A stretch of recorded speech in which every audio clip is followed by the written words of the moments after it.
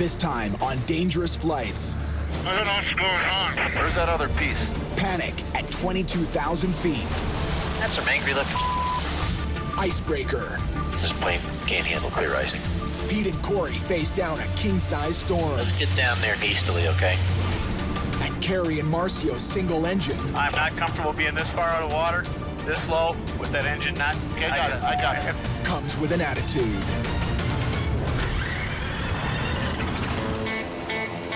Let's roll. I was speaking thunder for the rain keep falling. Here we go. All sounds to rumble. Why you kidding me right now? You're crossing the border.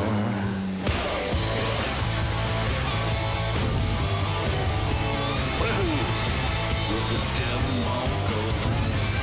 Where the devil won't go. Where the devil won't go. You're crossing the border. We climb to 7,000 feet. Alright. Well, now we can see the runway. Do you see it? Yep, I do. Okay.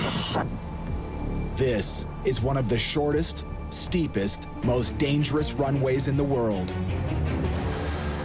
During the final, there is no missed approach because in front of you, you have a mountain. That's bad. Yeah, that's bad. Few pilots even attempted. Pete lives for it. When you start descending, you cannot make go around. Okay. You have to land. You have to land. You have to land. There's no opportunity, there's no second chance. Make it right and land the plane. Nail this, and Pete'll have conquered almost every high-risk airport on the planet. That's gold in the small plane delivery game. So your only point would be The trees. a little bit higher between the trees and the runway. Maintain altitude for the moment, Oops, sorry. and now we can start descending. Got it. Right now, the sun is really making it tough on final. Yeah.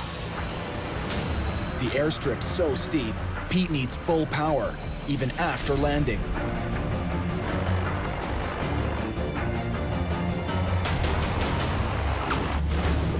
And increase power. Pete's full throttle, but it's not enough. You have full power? Yep, full power. It's so steep, we got stuck.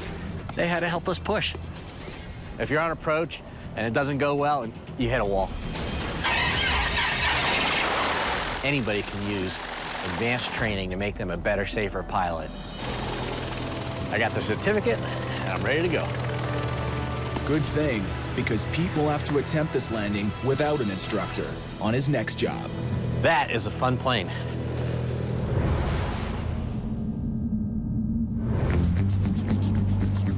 Hoping these guys can tell us a little bit more about it. Cory's already scoping out Pete's next delivery. Here she is, boss. It's gonna get you across the ocean. How does it look? Looks clean. Looks real nice. Cory buys and sells small aircraft all over the world. But delivering the plane to the client is the real rush. It's always fun to walk up to these planes for the first time, though. You know? It is. Knowing that we're going to be doing this incredible, epic, dangerous flight over the ocean in winter. Yeah, you always pick the good seasons. Is that just luck, or Bargo, if it was easy, everybody would do it. everybody would do it? One sour deal can bankrupt an airplane business, but Cory keeps upping his game. We're expanding so fast that it's almost a little scary. It's just mind-boggling to think that I touched 22 countries within a year. It's like a dream. It's definitely a challenge that we deal with every single day, and even if you're doing more business, there's stresses from every corner. Russ helps take the load off. Looks good from here. In this racket, a top-notch mechanic helps make sure you see your next birthday. Every time I walk up to an airplane, I can just get a feel for it. I can just do a walk around. I can tell if she's been maintained or if it's been neglected. Russ has got my back. I generally don't fly a plane until he tells me it's okay. Aha! Look who's here! Super Pete. What's up, boss? What's happening, dude? How you doing, man? Good. Good trip down? He has a reputation in the flying world. He's a test pilot, and I'm lucky enough to be able to learn and travel with the best of them. And it's gonna be just an epic adventure. So this is our ride for the next 58 hours, 12 stops, 14 countries. They face the teeth-rattling cold of the far north, where after 8 hours, even the sun calls it quits. Then take another shot at that death-defying runway Pete just conquered and brace for the dangerous, war-torn deserts of Sudan. Last stop, Kenya, an epic journey of almost 18,000 kilometers. I have 17,000 hours. I've flown 250 types of airplane, hundreds of test flights. I still love it, though. Just, it's hard to explain. When you love something, you just love it. All right, you want to hop in? Pete and Cory are itching to kick off the journey, starting with a test drive. Avionics traffic, Caravan 8 November Tango on the roll, 3-4 left traffic. Ever tell you I love my job? Doesn't suck, does it? Airspeed's alive both sides, pressures and temperatures look good. She's wanting to fly.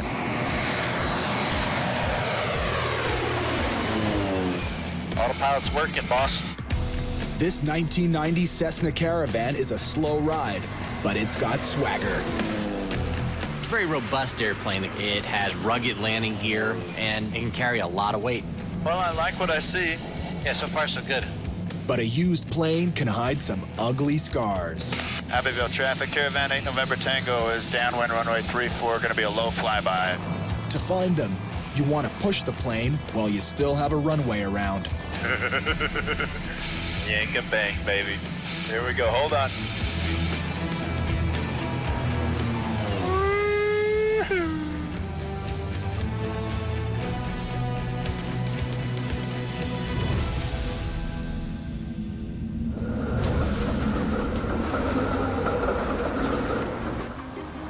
Pretty excited to be here in Germany. Carrie and Marcio are joining forces for their own wild ride. How are you, my friend? It's a little different than Australia. A little bit. The last time Carrie and Marcio teamed up, Level off. it was in a high-flying, state-of-the-art Phenom jet that Carrie didn't know how to handle.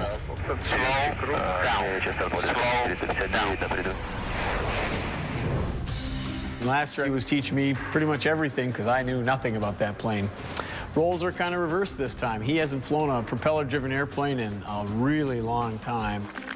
This mission is absolutely completely different from my normal environment.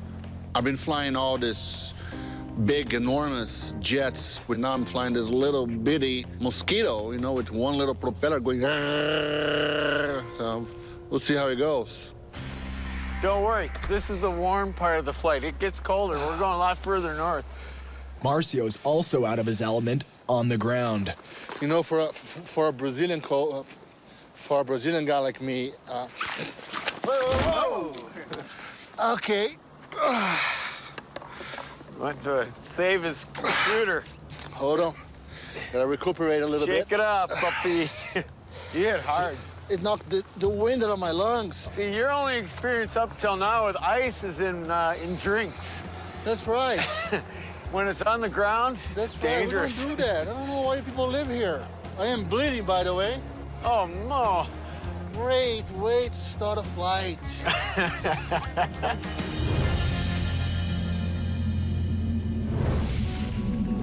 Cory and Pete want to be wheels up within the hour. Test flight went good. Everything checks out really nice. Plane flies good. All right, let's close everything, lock everything, and get out of here. But Russ has a nose for trouble. Let's see what we got here. Avionics. Which really sucks. Hey, Cory! Yeah? What is your O2 gauge reading? What's that? Hey, guys. What does that oxygen gauge read up there? 0.0. That's what I was afraid of. We got a nice oxygen system and no gas. So it either leaks or it's empty. Right. We won't know that till we fill it. Okay. The Caravan isn't pressurized like a commercial jet. If Cory and Pete try to fly high without oxygen, they could both pass out. If we get in the middle of some serious icing and the only way out of it is to climb up, we need the oxygen so we're able to do that. One tip-off icing might be in your future when brutal weather is. Let me show you this satellite shot. That's nice, spinning right in our path. Yep. And that looks like headwind and significant icing. Fargo, we need this oxygen to work. We're gonna get that oxygen card out there, and that's when we're gonna find out if it leaks or not. If it leaks, we got some big problems. And the buyer thinks we left today. God. So it's not looking good, huh? No. And this delay isn't helping us at all. No, the delay is making it worse, actually. No, it's bad. I'm on it. Russ races to fix the oxygen system, but not fast enough for Pete and Cory. There's a big weather system that's building, and so if we leave without the oxygen being serviced, it'll put us right in the middle of weather. It could put us in worse headwinds. It could shorten the range of the airplane. So having the oxygen is a big deal. At the very least, I would like to get a mask. Even if you borrow one, plug into the front, flush the system out, give it a breath, and see if it works. So we plug this in here, you push and turn. And then right here is the switch to turn on the oxygen system. And we should have this red turn to green showing that it's flowing, and it's not. Hey, Russ. Yeah, I'm back here. It's not flowing. Not flowing. I'm not getting any pressure through here. They either got a bad valve or a blockage in the system. It's frustrating because we're here twiddling our thumbs, watching the weather get worse by the second. I hope there's nothing wrong with the regulator valve. The valve itself? It's essentially an on-off switch. Should be simple. It's very simple. Either works or it doesn't, and it's not. So what I gotta do is disconnect it and trace it and find out where we're losing it. Russ has to find a swift fix, Every time. or the new buyer will be working up a storm of his own.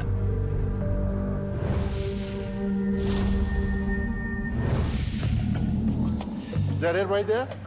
Yeah, that's you. Woo! Carrie and Marcio size up the plane they'll share for the next 6 days. Very nice. This is very nice. This 2010 Cirrus can fly high and fast. And unlike most small aircraft, it's not afraid of a little bad weather, thanks to its state-of-the-art de-icing system. Now, this is even nicer than the one I flew last year. Is it really? Yeah. On this flight, it's kind of what my specialty is. Single engine, prop planes over the Atlantic. In the middle of the winter, it's right there on the edge. It's where I belong. Now the question is, can I fit in it? Let's Check it out, Bobby. Let's see if you sit in that sucker. Okay, that's all you get. Oregano. Marcio hasn't stepped up to a plane this size in 20 years. Okay. Okay, there's might be an issue here. Yeah, there's gonna There might be an issue here. Yeah, this is not a convertible. We can't fly it with the top down. Are you sure? The last propeller airplane that I've flown was on my initial flight training back in Brazil, and we had to hand crank the propeller. Didn't even have a starter. So it's gonna give me some time to know the noises, the smells, the feels to the airplane. All right, so let's start putting stuff on where they belong, dude. Let's start doing That's that. what I'm doing. Charts, camera, life vests, GPS locator if someone needs to find us, handheld radio if someone needs to find us. This airplane is unpressurized, so we're gonna have to use oxygen as we go. One more thing that can go wrong, you know, but we don't have to deal with any of this on a big jet. Let's go. Let's go do it. I'm pretty confident in the airplane. Not quite as confident in my co-pilot. Decided to get this baby in the air, see what she can do. I officially don't like this. Clear for takeoff, runway 25, November Charlie Alpha. Let's go flying, puppy.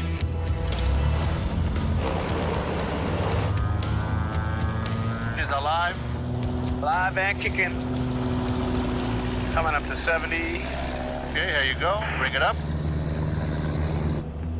flaps up. Okay, bring it up, bring it up. In a jet, Marcio would rocket straight for the sky. But takeoff in the Cirrus is more like riding an escalator. Didn't feel the pressure in the back of my seat, you know, going straight up. It feels really weird. I mean, really, really weird. Oh man, we're gonna stall this thing, you know? Come on, I gotta get going. Yeah, well, if you do this, you're gonna stall this thing. I know. It will not go. It just feels funny.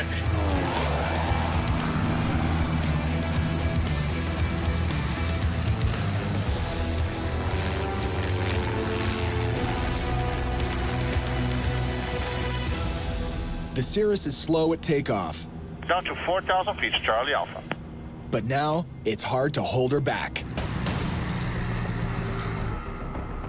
You've got to be me. They're flying too fast to land, This thing does not like to slow down. No? but if Carrie cuts the power too much, they'll stall. I don't want to go completely idle. This isn't a jet.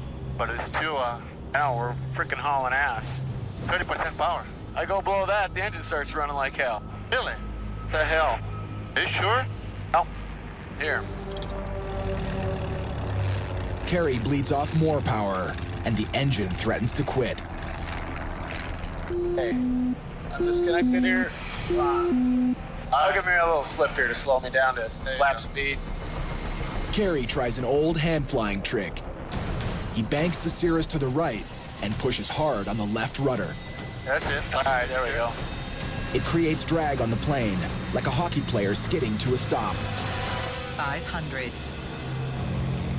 It slows the Cirrus enough to lower the flaps, Watch your speed. but it's still fast. Minimums. Minimums. God, I hate this throttle. Carrie and Marcio brace for a high-speed landing. Come on, come on.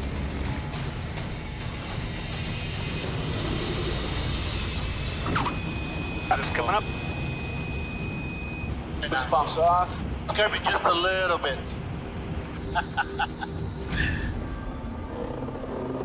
Coming into land, she doesn't like to slow down. You know, when I throttled back, it just started missing a little bit. It didn't sound different to me. So you thought that sounded Oh yeah, a little I different? could feel it. You get in tune with these engines, you know, everything's nice and smooth and humming. As soon as I could feel it, you know, I was squeezing that throttle back ever so slightly, and all of a sudden I could feel the dun, dun, dun. She started running just a little bit rough. We jet people, we train that, okay, what if I lose one engine? What do? You do this, this, and that. And then you think about, well, I only have one engine, what do? So it's a little nerve-wracking, a little bit. Still a little uncomfortable.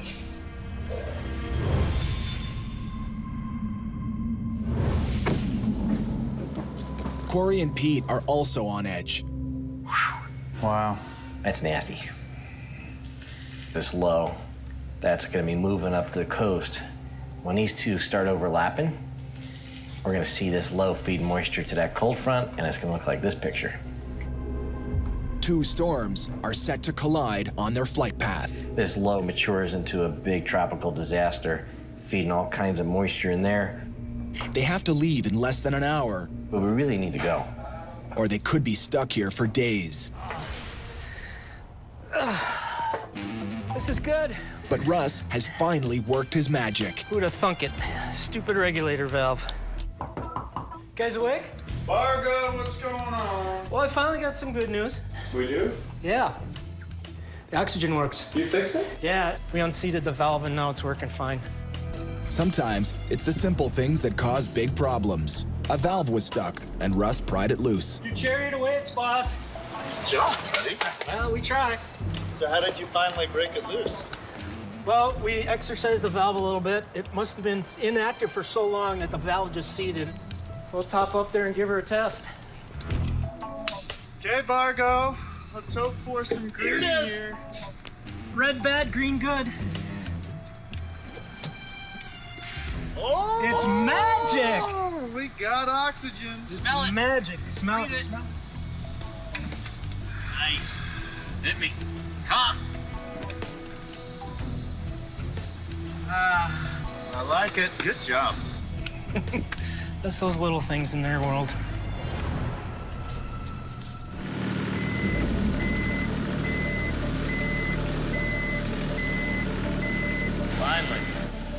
We're just gonna do a systems check real quick, make sure everything works. Top off with fuel, and we're shooting northeast, hopefully before the storm rolls in. Very good. Russ makes sure their weapons are ready to deploy. These guys are flying over some pretty rough weather in the winter, and icing could be a real big problem. And you see so many surfaces that are just exposed on this airplane that could pick up a lot of ice. The Caravan's leading edges are equipped with de-ice boots. They're tougher than they look. You have to wait until a little bit of ice builds up on it before you pop the boots, and this will actually inflate, crack the ice off.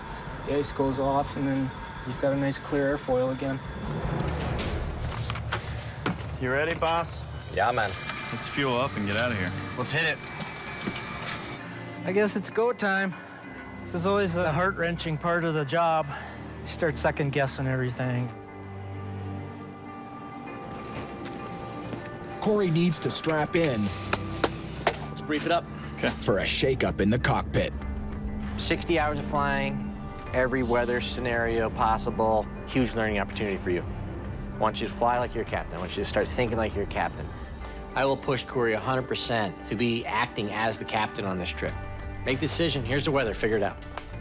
Last year, I flew a bunch of planes, but I was mostly sitting in the right seat. This flight, I want to prove to Pete, prove to myself that I can fly the plane. I can do it by myself.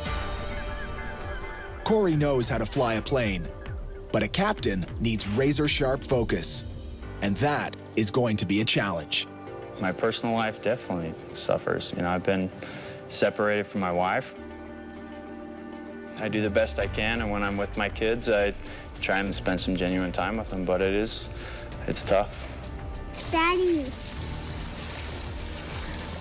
I'm gonna miss your birthday. Well, Cory's got some personal challenges right now that he's dealing with. It's very distracting. I get all of that. Been there, done that. And he has to learn to keep that out of the cockpit. All right? Let's do it. Cool. Set it. Go. Let's get the dogs in the kennel. All right, Chief, you ready? Yep. And Baton Rouge Tower. Airman 388, November Tango is ready for departure, runway 31. Airman 388, November Tango, Baton Rouge Tower, wind 280 at 7. Turn right heading 050, runway 31, clear for takeoff. Power set, pressure and temperatures look good, airspeed's alive. Outstanding.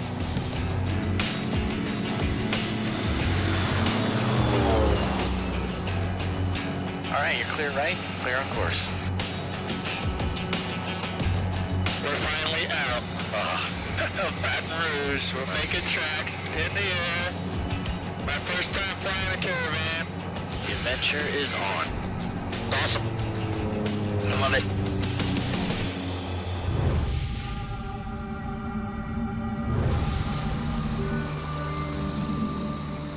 For Marcio and Carrie, It doesn't look good, does it?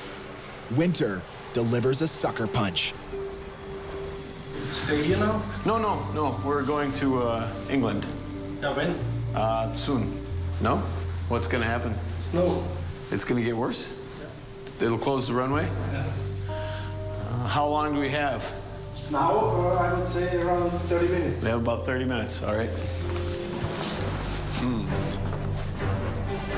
We got 30 minutes or the runway's closed? Let's boogie. Get out of here. The runway's gonna be closed for maybe the rest of the day, so we've got to get out of here while the runway is still clear. From Europe, Carrie and Marcio will arc over the North Atlantic, crossing paths midair with Cory and Pete. They'll butt up against some of the same obstacles too. 3,600 kilometers of icy ocean and weather that changes faster than a NASCAR pit crew. They'll then cut cross-continent to deliver the plane in Vegas, covering 28% of the globe in their tiny single prop. Okay. Preview flight plan. We just got our flight plan on, so we gotta go. Carrie, you good? Let's do it. I'm ready. All right. You see your side of the tail? That's good.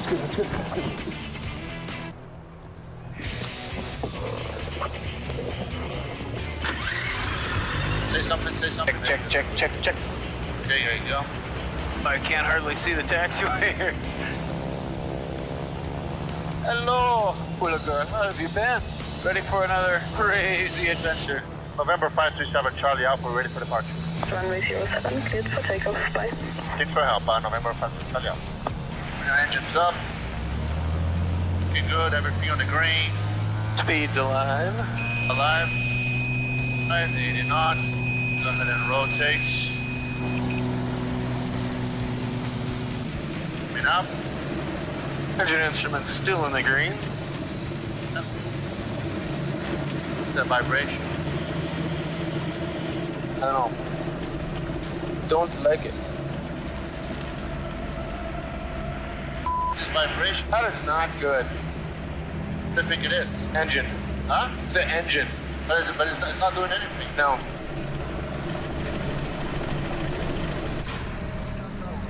Let's put an autopilot so we can see what's going on. Oh, it's too rich.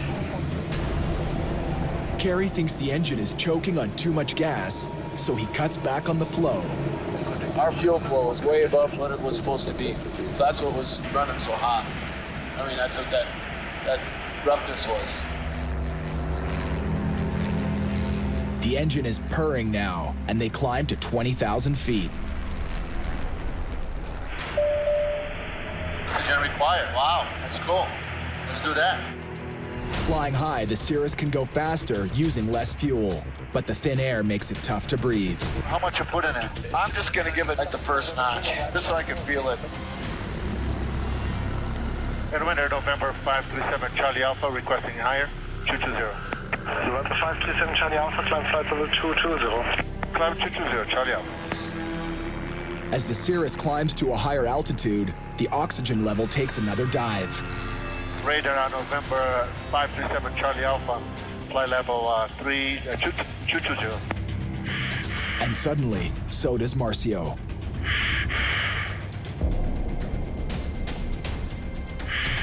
How you feel, Marcio? Feeling just okay.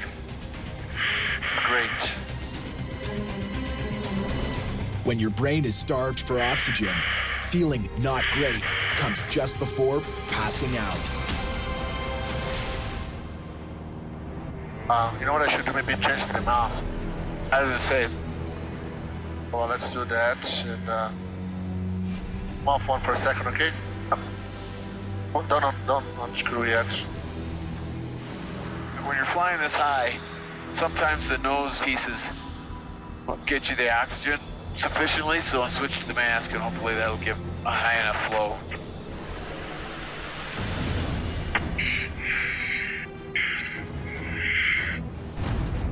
I don't know what's going on. There, I'll get it. Do you really feel it? Where's that other piece? Marcio hasn't been breathing any oxygen for 3 whole minutes. Without it, his brain can't function, and his cells will begin to die. It's called hypoxia, and it's killed countless pilots. While Marcio's struggling with his mask, his brain is getting starved for oxygen. Everything's starting to fall apart. I'm getting a little concerned. If he gets any more hypoxia, he could actually pass out.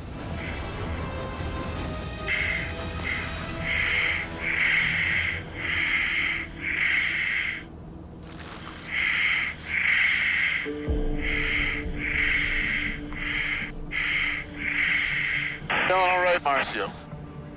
Put your headset in.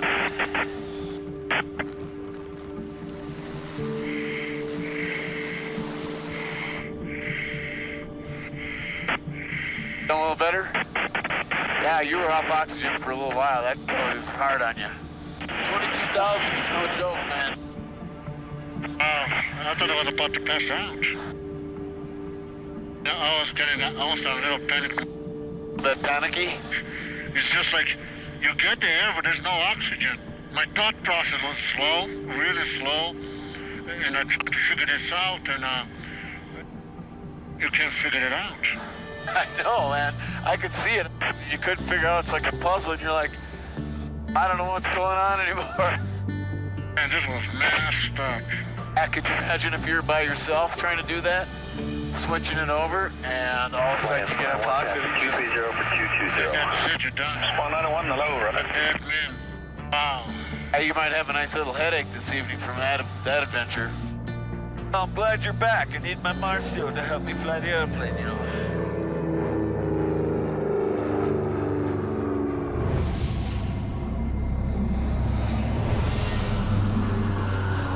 It's been 2.5 hours since Cory and Pete left Louisiana. I'm gonna call and get an update on our weather. Okay. Good idea. November 8 November Tango, roger. It looks like right now there is some icing indicated across that entire route of flight.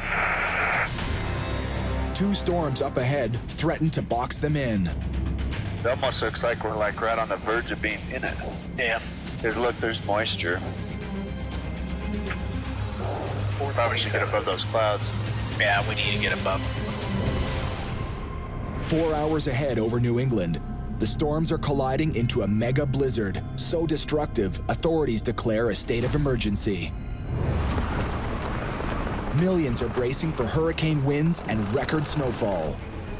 And thousands of commercial airliners are grounded. I'm asking the general public to make decisions that are wise.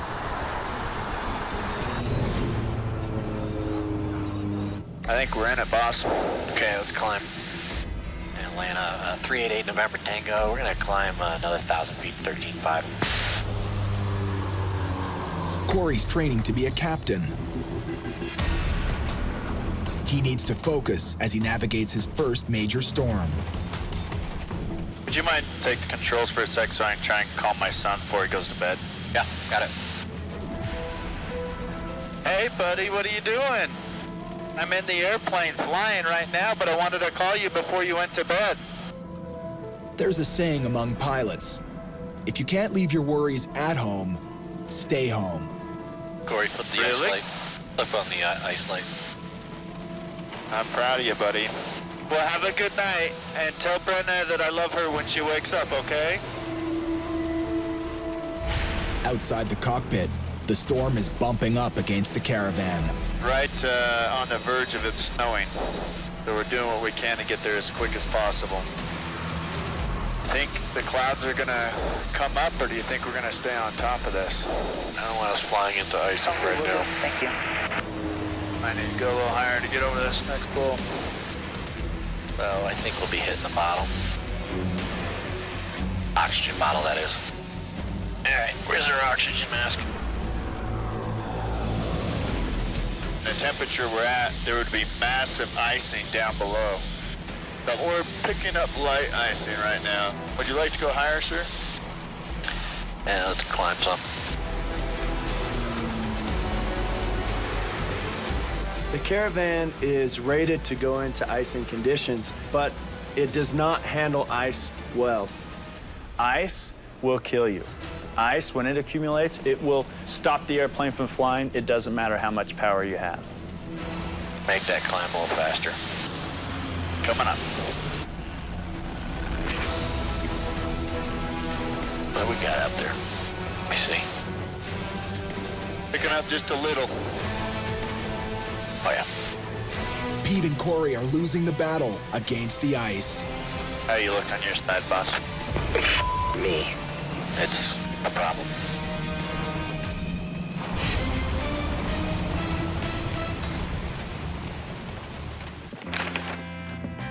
Cory should be resting before he has to take off again.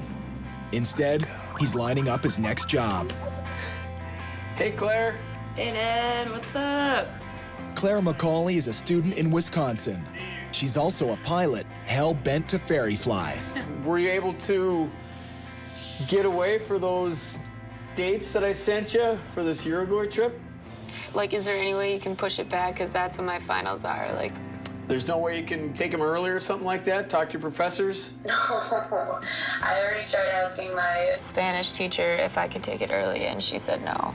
I'll see what I can do. I still have to get this plane over the North Atlantic in the wintertime, so...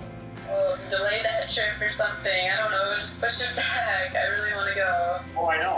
I've been wanting to get you on a ferry flight for a long time. Just be ready to go when I get back. Yep. Have fun. Let me know how your trip's going. Cool. Talk to you later. Love you. Love you. Bye. Bringing his daughter on board will have to wait. Right now, there's this trip to finish. Okay, Marcio, I think I want to have you do the takeoff on this one. Shazam! If a pilot's going to fly small planes over the ocean, he needs to learn as much as possible about the systems in the airplane and how they work. Remember, it's not a jet. Don't point it at the sky. Everything looks like it's in the green. Yes, undercarriage, mixer set, props pump. Da-da-da, let's go. Marcio's skills will get a workout on the way to Wick, Scotland. Just in time for the 3,600 kilometers of open ocean and unpredictable weather. Once you take off and start flying, just let it go. Don't try to lift it up. We just need to climb a little bit. If you don't start doing takeoffs and landings, you'll never get comfortable in the airplane. You just got to do it. There you go. Just nice and slow and easy. I'll get the flaps when I think you're ready. Go on at that pitch down. There you go. Got it. Oh, yes, very nice. Woo! Marcia drives an airplane with a propeller. That's about time, my brother. Ha! That was a real nice takeoff.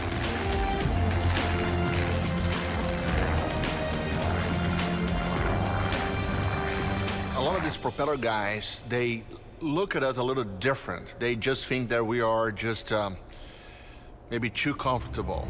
Go ahead and give me a direction, Ori, please. We're not just pilots. We're managing a cockpit. It's Marcio's turn to teach Carrie a new trick, how to program the autopilot system. Okay, that's good. So, Doesn't look right, though. No, yeah. Okay, you gotta put nav, remember? Nav. I'm a basic stick and rudder man. I don't like to let technology do the flying for me. I don't enjoy it. I like to be hands-on. I like to do the flying myself. Okay, hit heading. No. Nori. I plan. Carrie's weakness is the technology. This airplane is very modern, is one of the most modern aircrafts out there.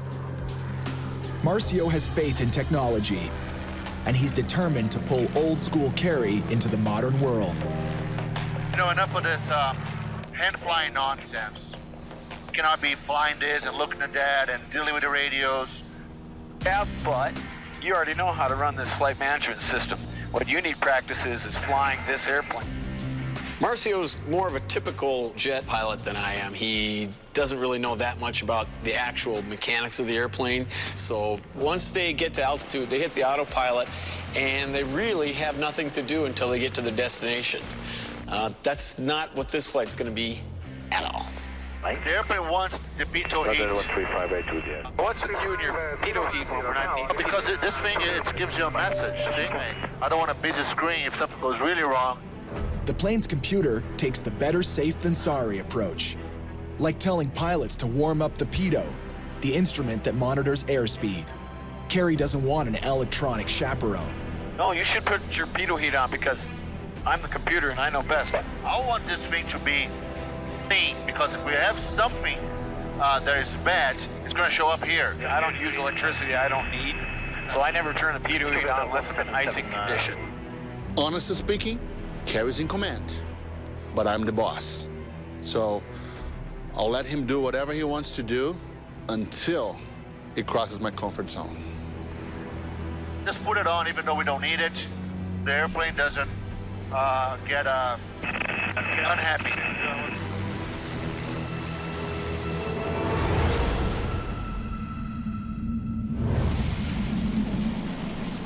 It's time to accumulate a little bit more. Yeah. Cory and Pete are struggling to stay above the storm clouds, but a layer of ice is building up on the wings. Will you 27 your head over here? Yeah, go ahead and blow the boots. Okay, you ready, boss? The de-icing boots inflate to break up the ice and throw it off the wing's edges. That's awesome. But there's a limit. De-icing boots, that's not the fix-all. If we start accumulating a lot of ice, it's a problem, a big problem. It's still very hazardous because it changes your airfoil shape. It adds drag, it adds weight to the airplane. We waited another few seconds to pop the boots.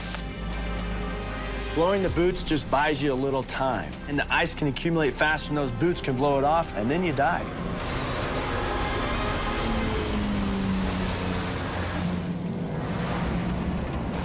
That's some angry looking. Cory, pop the boots. The time? Yeah. Okay, here they come. Boots coming on. Cory and Pete are cornered. We're getting pounding on our speed. All the way down to 125 knots. 120 is our minimum for icing. Any slower, and the ice will pile up faster than they can blast it off. November 8, November Tango did have one pilot report, and that aircraft was picking up light clear ice at 15,000. Over. Roger, copy the PIREPs. Appreciate it. Okay, I think that was the show killer, was the clear ice report. Clear ice can build up all over the wing, and it's shatterproof. He's got clear icing short of destination right here, okay? This plane can't handle clear icing. And makes basically speed brakes on the wing. So what do?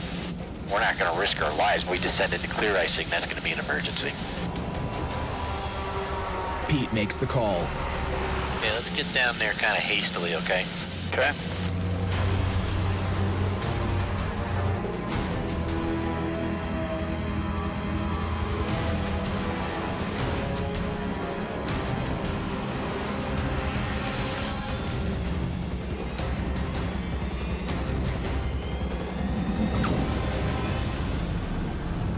Beautiful.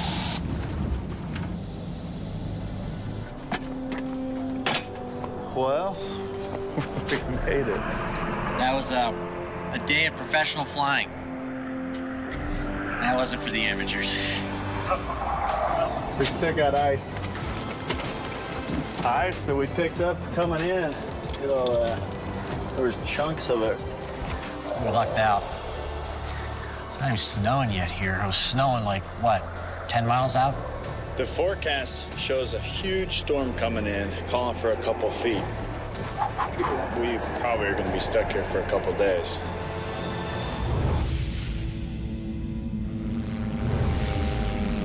Cory and Marcio are cruising through clear skies.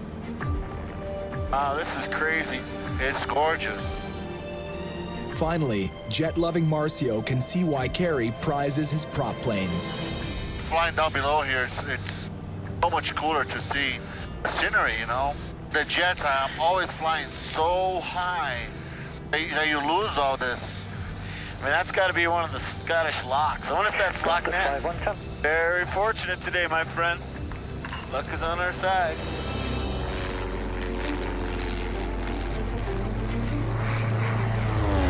I see Wick.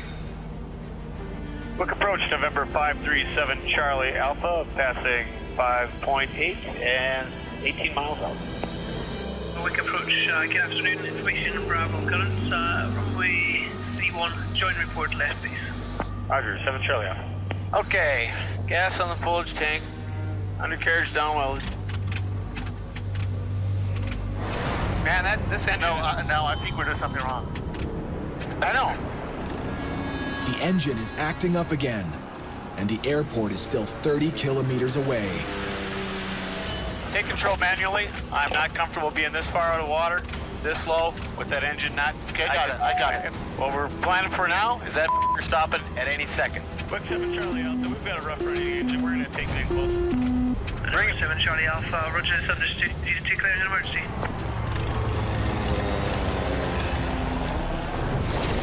Next time on Dangerous Flights, Killer Cold. How long is it going to take for them to come and get us? Nowhere to hide. Minus 31. Ooh, pretty desolate, man. Very desolate. I don't like how long these shadows are getting right now. Second guessing the mission. This is a bad idea. Look at my fingers. Almost frozen. Man, your fingertips are cold.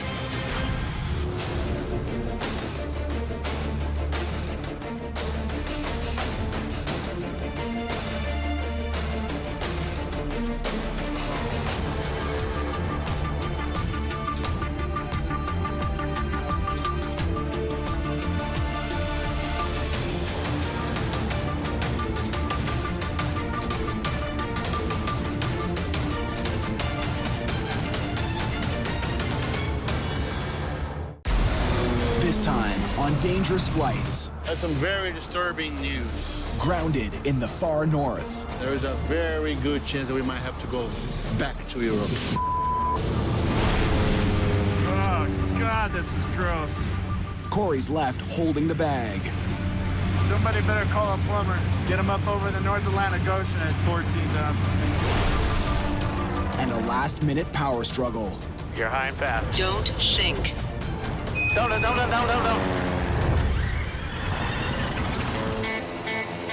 Let's roll.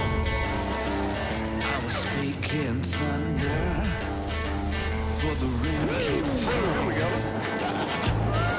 All sounds to rumble. Are you kidding me right now?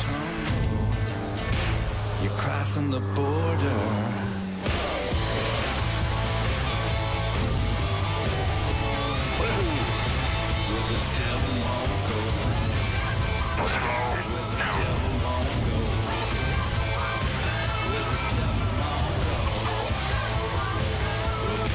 You're crossing the border. We're getting killed on this ground speed, man. We are getting killed. I don't like it at all. Gonna put us much too tight on fuel. We're down 13 knots. And at this spot, it wasn't supposed to be that bad. It's bad, all right. Below Cory and Pete, nothing but ocean. Right now, our ground speed's 150. That is not good. Now, 3 hours from touching down, the winds are like a wall. The problem with the headwind is it slows our plane down, so there's a good chance we're gonna run out of fuel before we even get there.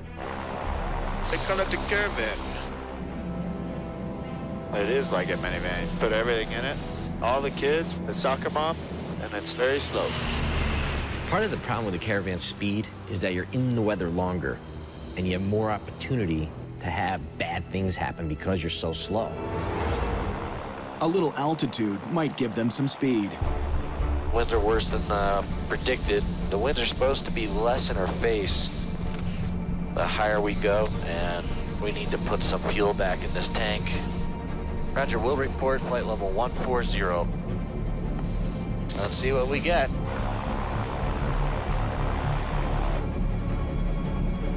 Come on, ground speed, let's see you pick up. And every year across this route, the North Atlantic, we lose 3 or 4 aircraft. Never to be recovered. They're gone. If they can't pick up speed, there's only one other option. Turn back. This would really suck if we have to go back to Sonderstrom. There's nowhere to land here. We have to go somewhere. We don't have a choice. I want Cory to be thinking like a captain, to learn how to make that decision. And he's got to make the decision quickly. Time is against us right now. You know, we still have to put the oxygen on from time to time up here. The oxygen will help them think straight at this altitude. All right, Cory, what do you got? Is this gonna work? I want you making the decisions on this. You know, obviously we need to live, number one. But it's like, when we have to turn back, it's gonna be probably $2,500. That's brutal. If we're out over the water and the winds come way up, that could put us in the water. We can end up being so critical on fuel.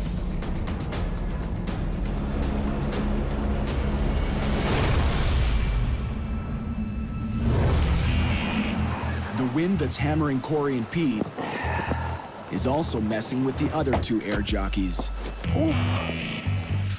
It doesn't feel good at all. I mean, the rain is cold, the wind. We're looking for good spots to go through the clouds. Carrie and Marcio are headed in the opposite direction from Cory and Pete. This is a lonely place, man. Oof. Why do people live here? The only thing we're gonna catch here today is a pneumonia. What they need to catch is a break in the weather so they can get a move on. 2 days ago, they left Germany, bound for Las Vegas. An 11,000-kilometer trip much of it over water. A journey better suited to a full-size jet than this tiny 2010 Cirrus. Marcio's a jet pilot, and he likes having a nice, safe airplane. For me, if it's too easy, I might as well just buy an airline ticket and sit up first class and drink champagne. You know, when we finally get a weather report, it's gonna have to be pretty darn nice, because I've been bit before. Last year, Stu and I got a great weather forecast for North Saserac. 158 Papa Golf, go ahead.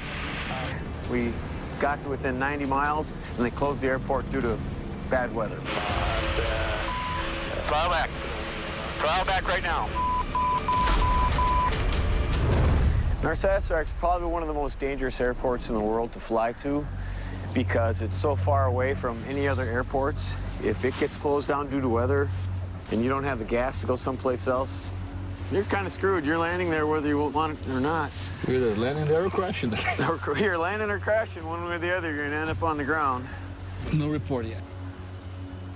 Ah, man, it kills me not having that report. I know. You want to know what's going on. I need information. A weather delay would be a disaster for Marcio back home. What happened? You know, when the flight came up 4 weeks barely before the birth of our daughter, I said, you know, what if you're not here? What if you're somewhere where I can't even get a hold of you to tell you? If you have time, call me before you go, babe. Huh? Call me before. Call me. Bye-bye. Bye, papai. Bye, The right thing to do probably would be not to have accepted this flight. But I did it. And now that mistake has been made, you gotta finish right. All right, okay, weather report. It's great, it's great. 50 knots winds, just a few clouds. We are going. If you agree, Captain. Let's go to Greenland. Atta boy. Making it a little bit smaller because this thing has been flopping around all over the cockpit, so we're gonna make it a little smaller. I'm taping up the legs of Marcio's survival suit so he can move around the plane easier and get out of the plane in an emergency. You know, I wouldn't mind a little more duct tape around my waist here for the thing holds up. Duct tape girdle. Duct tape suspenders and belt. Works for everything. Takes warts off, holds airplane wings on, fixes cylinders. Okay, that's good. I guess peeing in the cockpit is out of the question now, huh? Yeah. So much better. Blue skies, blue skies. I like blue skies. We got good weather there. We gotta go. We gotta go right now. But the better weather is coming from here. We gotta go now.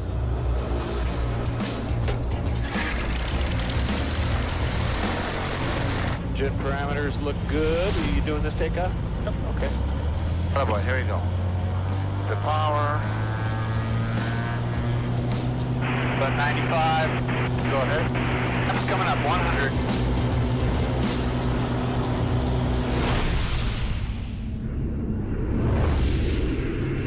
The airspace Carrie and Marcio are aiming for is pretty much where Cory and Pete are right now. They left Louisiana 6 days ago. They're now nearly halfway through their journey to Africa.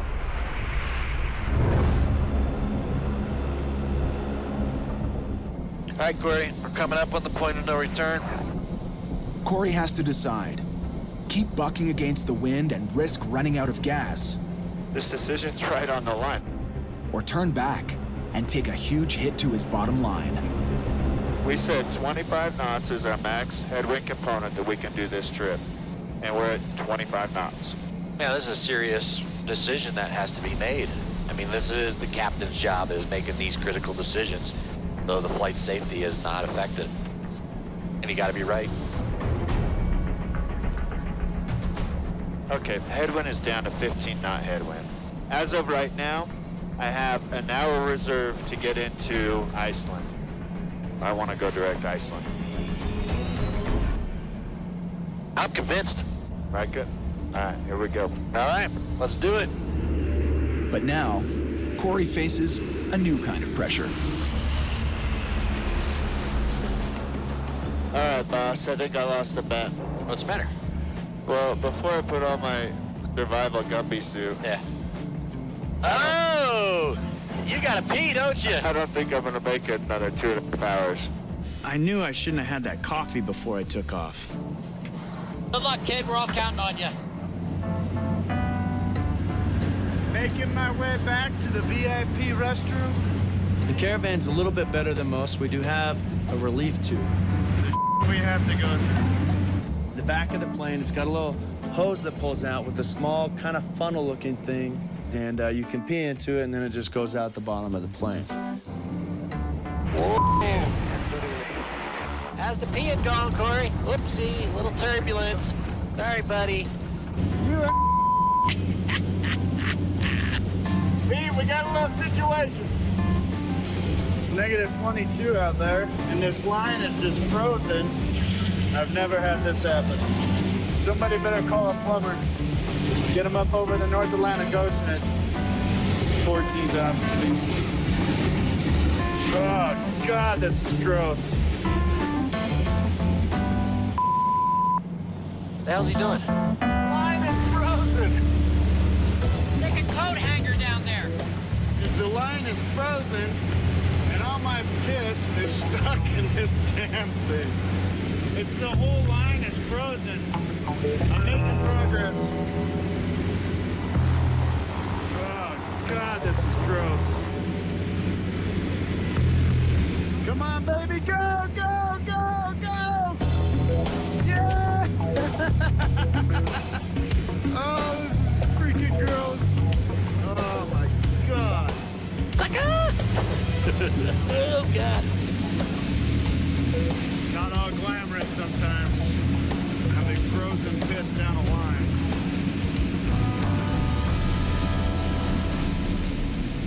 That was about the grossest thing.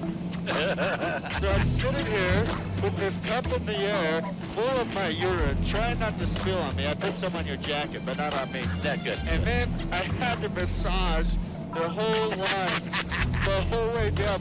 Yes! I start seeing air bubbles go do do do do do do do. What'd you do today? Well, I massaged my piss down the line. I thank you for jerking the plane around, too. Just Oh, I didn't do that. That was turbulence. Yeah, right. Just I wait, would just do wait, that. partner. I would do that. Just wait, boss.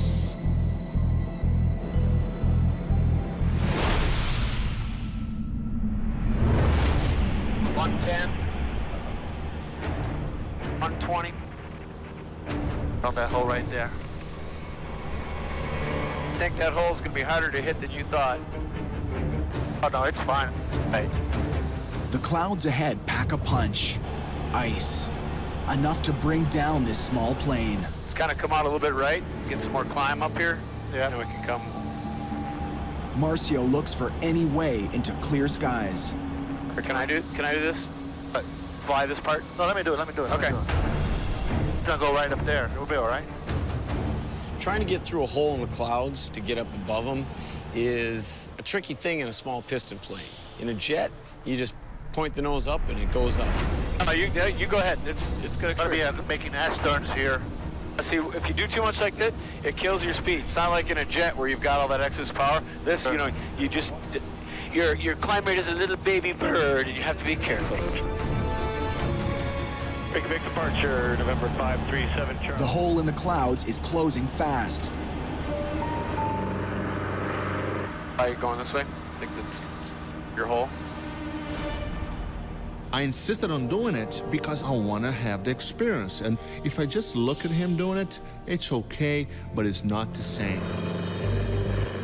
Marcio lines up the Cirrus and drives it through to blue skies.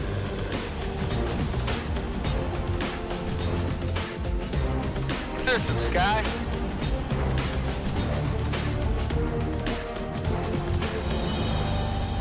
But you're so happy right now. Is Marcio happy? She's so happy right now. Thanks. That's right. Right, that's right. I gotta do that in unison. That's right. Bad. We bad. We're bad. And you Brazilians guys, okay, one more. It's like, that's right. We bad. That's right. We're bad. Oh, longer pause. That's right. We bad. We might as well climb her up a little higher, go a little faster. What do you think? Let's climb up.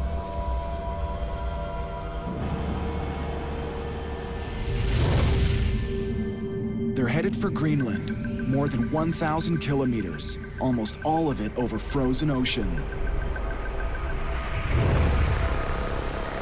The only thing that makes pilots more nervous than the prospect of ditching in that cold water November 537 Charlie Alpha is landing. Narsarsuaq, Greenland, it's one of the most dangerous airports in the planet. Now, during the winter, you have to be extremely cautious because you can get really hurt.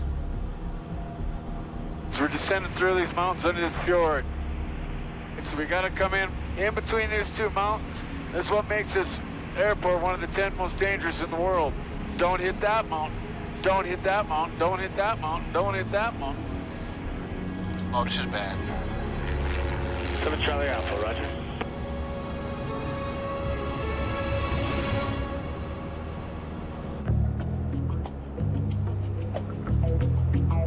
I see land, bro.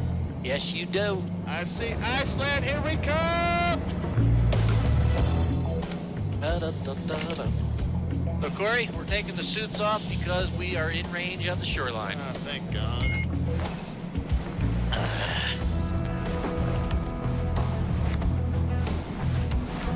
How's it going over there? I'm winning slowly. That thing stinks too. Yeah. Oh, it feels good to get that suit off. I have the airport site. I am at the absolute peak on my bladder right now. Let me slow it down for you. I will break your fingers.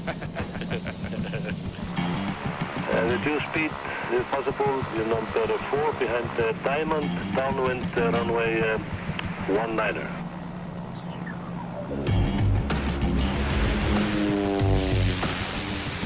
Okay, report 6.419er, fax 147. Okay, this is the 80 knots. Tango X-ray turning downwind. This should be our final landing. Dude, I am going to the bathroom. I got a whiz. 5.5 hours without a bathroom break. It's time to go. Oh, yeah. Feels good to get out of the plane. We're in Iceland, one of my favorite little countries. Life is good. It's a beautiful day. But Cory's paying a price for his high-flying life on the road. This is definitely tough. This is the final draft of my divorce papers. My ex's attorney just had a couple more changes, just reviewing them. And then the divorce should be final in about a week. His marriage is now officially over. Luckily, we still get along good, and we both love our kids and put them first, so do the best we can to give them the best life we can. Pete calls this the aviation-induced divorce syndrome. So there is a lot of pilots get divorced, which it's tough.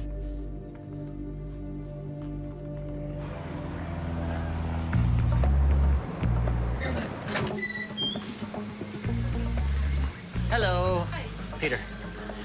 I'd recommend the lobster soup. Perfect. Do you have a beer? Yeah, you have a local beer, good? Fantastic. It's in the wing. There you go. Wonderful. Thank you. You can just have a seat anywhere. It's okay.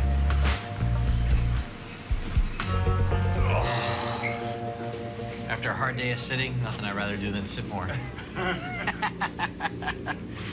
Here's the deal, Pete. All right, hit me, dog. Normally, I'm the one that's like, go, go, go, go, go. I need a little break. How about we just have an easy morning and go to Scotland? Yeah. We gotta look at the weather. The weather dictates it. If the weather's good, we gotta go. I already did. No, you didn't. Yes, I did. You looked at it quickly, just like I did. It's questionable. and it's just as questionable the next day. Then we gotta go. I want to take a day Can- off. Oh, thank you. That looks wonderful. Honestly, Pete, I haven't taken a day off in a while, and the divorce, all the other I would love to take one day off in Iceland. I'm gonna look at the weather. Let's go. Tonight, we're gonna have a great time, and we're not flying tomorrow.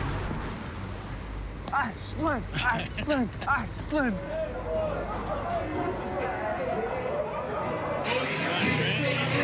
There's a table open right here.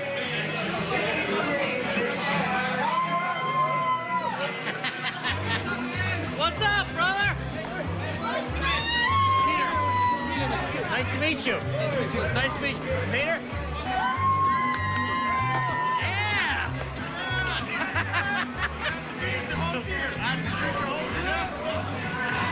Bam! Cory's dealing with some huge personal issues right now. And he's gonna blow off some steam tonight. He's gonna relax, as Cory does very well.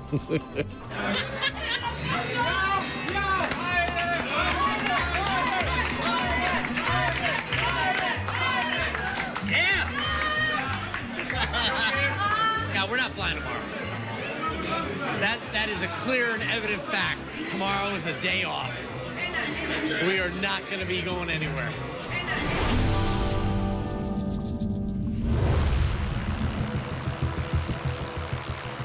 November 537, Charlie Alpha. We're coming inbound now on the fjord. We are leveling at 6,000. Presently, we are 24 miles from November Alpha. Marcio and Carrie are now over Greenland. Oh, look at that. Wow. Nassau Rock is the most beautiful place I ever been in my life. But it's a dangerous beauty because the winds, because of the mountains around, because of the water, the glacier. So you gotta be really, really careful, even on a perfect day. I'm not getting good pictures. We're down 10 feet. This is so awesome. The only way to see this is in a small plane. No, you don't get this in an airliner. Pay attention to this now, please, Carrie. How far? Oh, no, they're doing the engine. Do I put more mixture or less mixture? No, don't touch it. Don't touch it. Should it already? What did you do? Riching it up? Yeah. On previous landings, a bad fuel mix had the engine threatening to stall. I'm gonna keep us high here. And this is the last place they can afford that to happen. Point us right at the end of the runway. Let's figure this out. Let's do this correctly. Dude, we're over the water. I don't feel too comfortable. I don't either. Wait, let me try this. Go ahead. Can I have the power? Sure.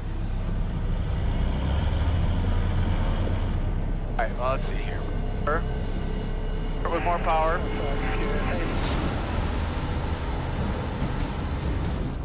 Come on, because we're getting very close. And No. We'll make the runway from here. We're 500. Yeah. have 100 knots, okay? Just be careful. All right. Your power, your airplane. Carrie is starting to cut in the umbilical cord. It's time. This airport has mountains everywhere. No place for a false move. Flaps. I don't like to put flaps down and then have to add power to overcome the drag of the flaps. Here's the flaps on an approach, so I'm ready. Okay, go on. Okay. 500. Landing in our Saserac in a jet, if you're set up high and fast, you just go to full power, blast off, climb up above the mountains, come around and try it again. In a single engine airplane, you got to get it right the first time. The best way to do this in a small plane, you want to kind of stay to the left, and then you set up a nice long final so you're not rushed. We don't want to have to do a go-around. You ready? Are you ready to spin? You want full flaps? Full flaps coming in. Okay, give me a left crosswind. 95. Yeah, that's what I was up. Keep a little bit more power. We got a long runway and it's uphill. It's gonna be gusty, so be sure you want full flaps. Yeah. Don't sink. The plane warns Marcio he's coming in too steeply for this small single engine. At your high. It's not like in a jet. Don't sink. Drop your power. You're high and fast. Don't sink. Not at all. Call all the way down. All the way out. It's all the way up? Sorry. Oh, rudder. No. Stay. I got it. Just look at Okay. Thought you were gonna go around. Like.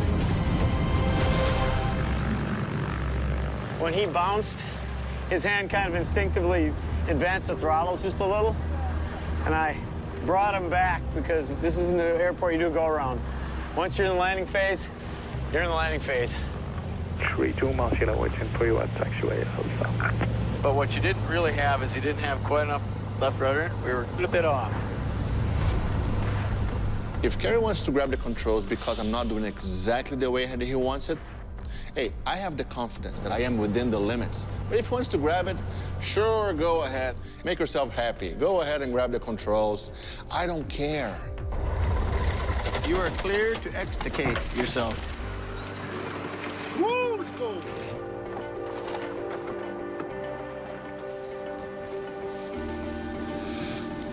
Welcome to Greenland. He was a little high and fast, and he had a hard time scrubbing the rest of his power off. It was good because he didn't panic or do anything stupid, you know, he just dealt with it and could maybe use a little more practice.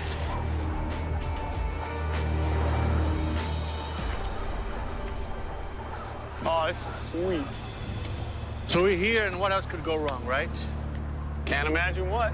That's some very disturbing news.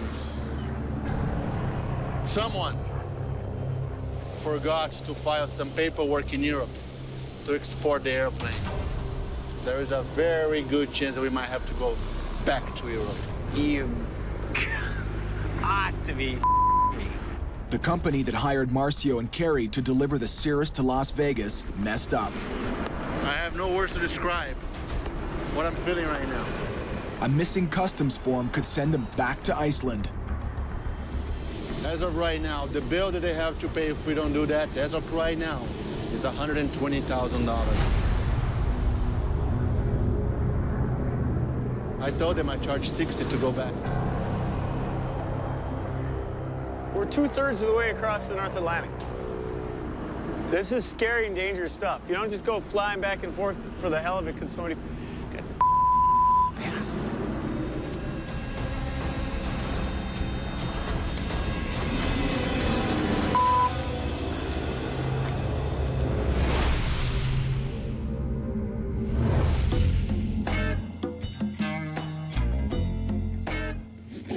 Last night was hilarious. We went out and had a good time, and a little bit of adult beverages were consumed. So we're all sleeping in, and the hotel's got some reservation conflict. We have to change rooms, so I'm packing up. And I gotta go get Cory. I don't know where he is. He's MIA. And I assume he's just crashed sleeping, and hopefully not dead in a gutter.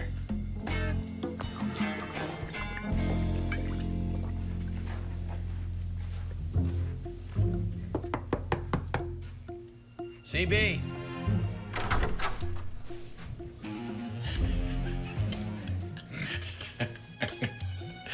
What time is it?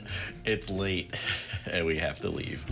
I'm serious, and they are all over our butts to get out of here, like, now. Okay, I'll start moving. Okay. I feel like I had a rough night in Iceland. It was a good time, though. The wounded soldier. God, it's so hard to adapt to all these different time zones. Back home, it's 5:40 in the morning, and here it's noon. All right, let's get going here. Housekeeping? Hello. Hello? Hello. Just a minute. I'll be ready, okay? Okay. All right. Take care. Thank you. I've been trying to get him out of the room for the last 2 hours. I know. Oh, mister, look at you. I'm awake now, all ready to go. I told him you needed us out. I've been begging him to hurry. All right, let's go. I got a place to cure the woes of your current feeling. It smells good. Yeah, that's good. It's an Icelandic icon. Yeah. They've had presidents here and stuff. It's kind of a neat place. You gotta do it once. Or in my case, 75 times. I do need some food, though. We need the perfect cure for somebody that has a hangover. That's delicious. Thank you. Thank you. No problem.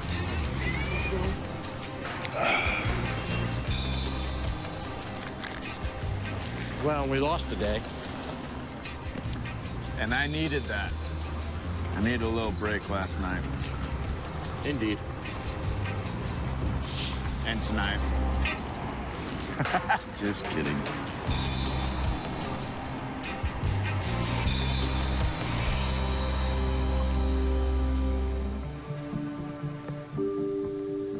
Thank you for calling Atlantic Air. This is Josh. Can I help you? Hi, Josh. Is Mike or Shannon in?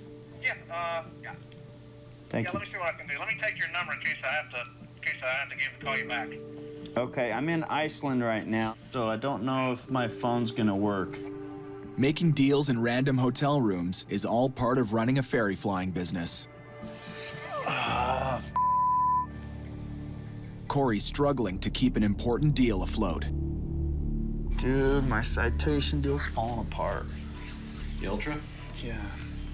They're not accepting the trade-in. We've gone over this multiple times. We've agreed to fix the discrepancies.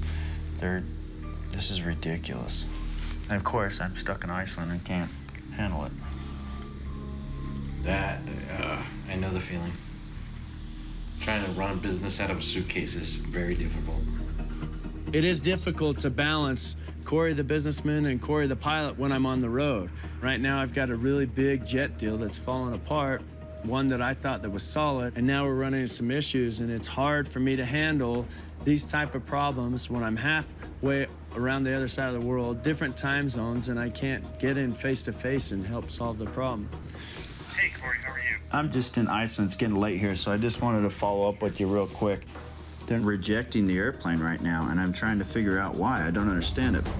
I don't know where they're coming from. Don't know their point of reference. I don't know their frame of mind. I understand. Okay. All right. Well, I appreciate your help. We're going to hopefully come to a resolution today, and we'll get back with you. Okay. The thing is the reason they're rejecting it is because they have a cash offer without a trade. Yeah. But we came to an agreement on this airplane. They looked at it. I mean, that's the... They're just searching for something to kill the deal. That stinks. This is a big deal, too.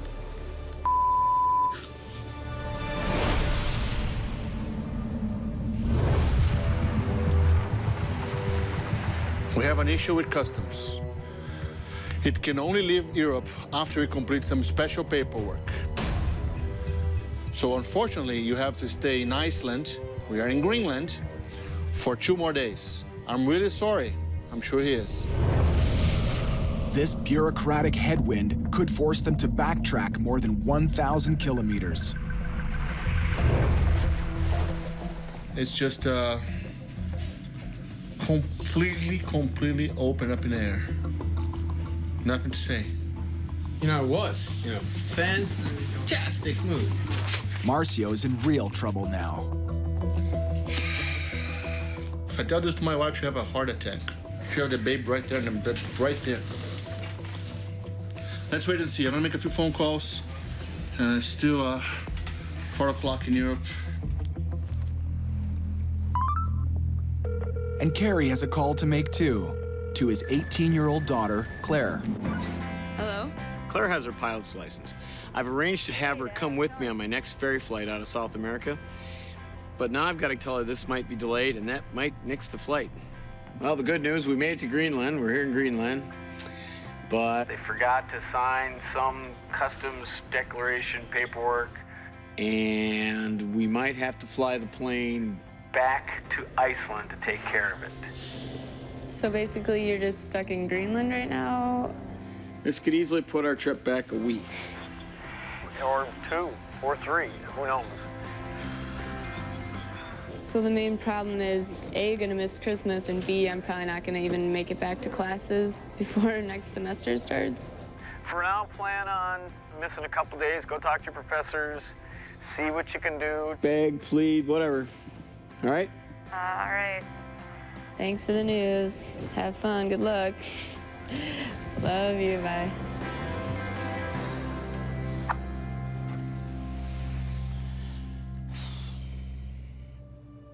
Give me a call back. I want to discuss this.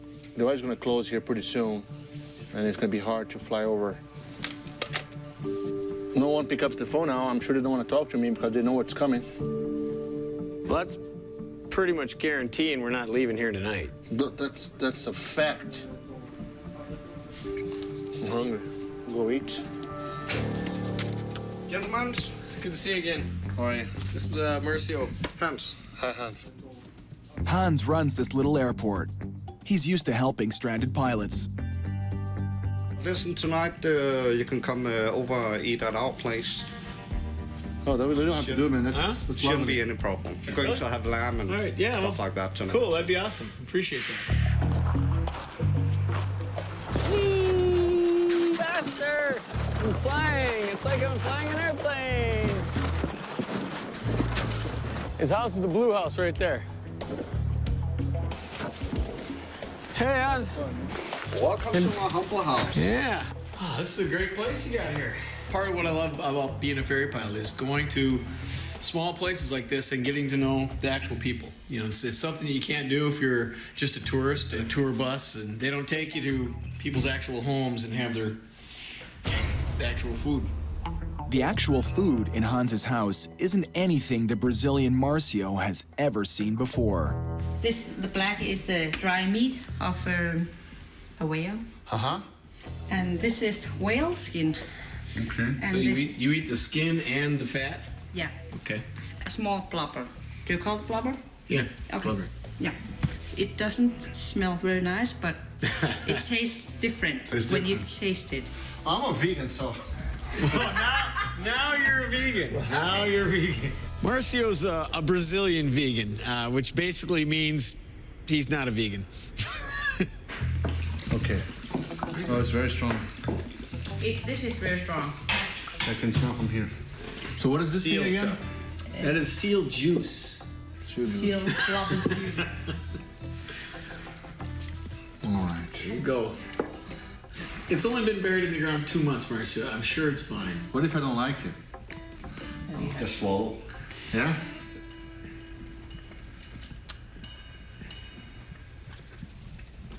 No, it's okay. Yeah. I think there's a dish there with a little fresh whale skin that you're gonna have to get to. That I'll pass. No, you have to taste. I have to taste. It's not an option. So you put some of this on it and soy sauce? Or? Oh, only one of them. Just a teeny weeny. No. Yeah, it's rude not to taste. No, it's not. Look at my wife. She had prepared the food. You're insulting your entire culture. Okay. Can I try with half first? Yeah, this is a half.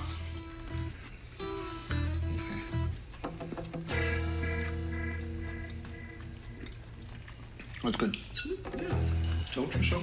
Mm-hmm. It's different. Yeah, it's different.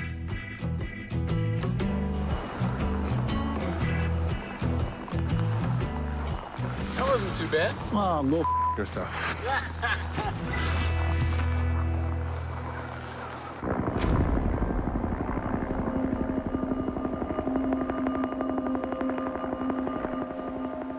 It's almost unbelievable.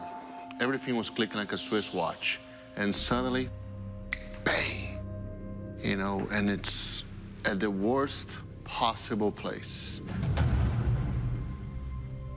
Marcio and Carrie are still grounded in Greenland without the right paperwork to head on to North America. This would be the worst possible position to be. I cannot leave the airplane here.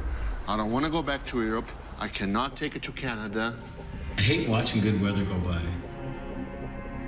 Even worse, customs brass might make them retrace their steps to avoid a six-figure fine. Flying into Iceland isn't that bad. It's dangerous, but it's not that bad. And going to Canada isn't that bad, but it's the coming in our Saserac. And to have to turn around and go and do the whole thing over again? No, I'm not too excited about that.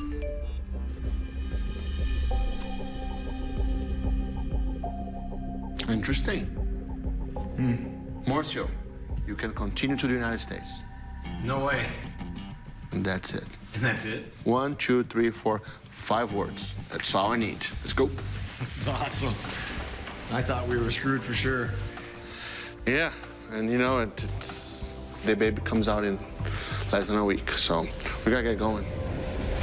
Time is 11 after. So Charlie after roll. Roger, wind variable 3 knots. 75, 85.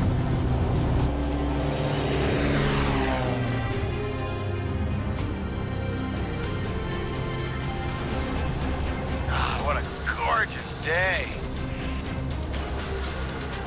Bunch of icebergs out there. A beautiful place to visit. I don't think I'd want to live there. Is that some rugged terrain? November 537 Charlie Alpha passing 2,300.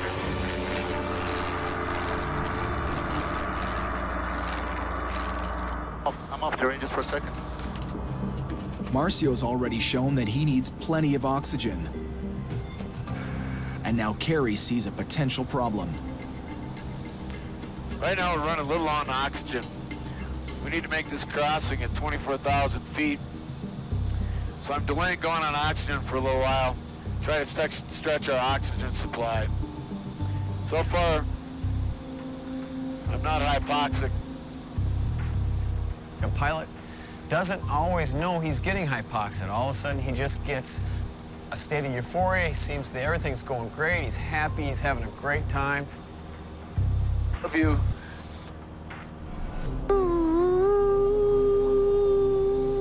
And he can be lost or making wrong decisions, and by the time he realizes what's happened, he's out of gas or dead.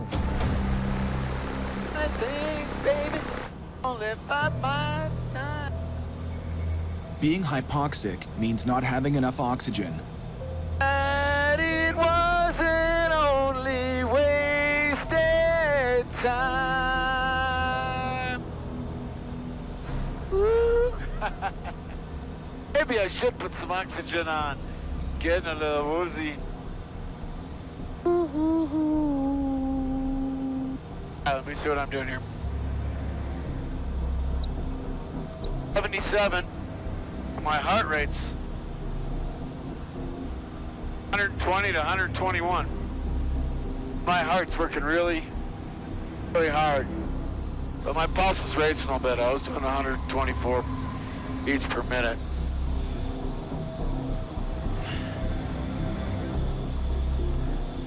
Are you okay? I probably can't last much longer without oxygen. Yeah, you know, I understand that we have to now conserve oxygen, but if something happens to you right here, right now, that I have to really take care of you, it would be so problematic, it would even be funny.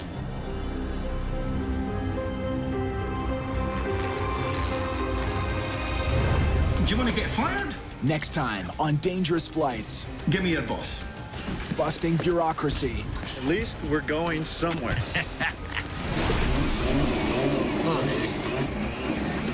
Frozen solid. Good luck. This is a very, very serious place to fly into. Mountain madness. Holy. That's not an airport.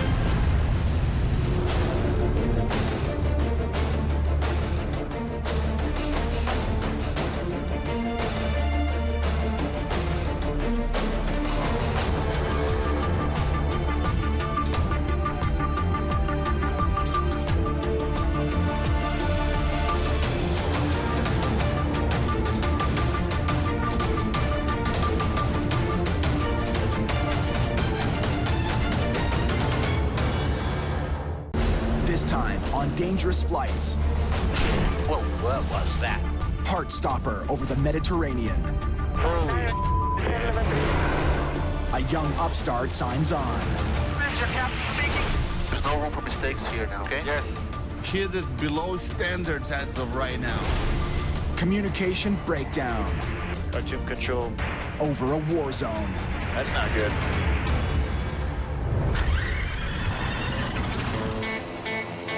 Let's roll. I was speaking thunder for the ring. Here we go. All sounds to rumble. Are you kidding me right now? You're crossing the border.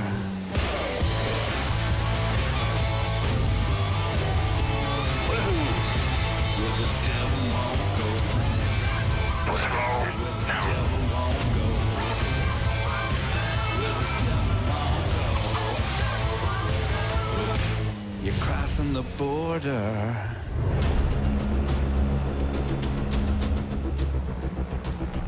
Super Pete and the Courchevel. That's right, baby. Yeah. Going to Courchevel.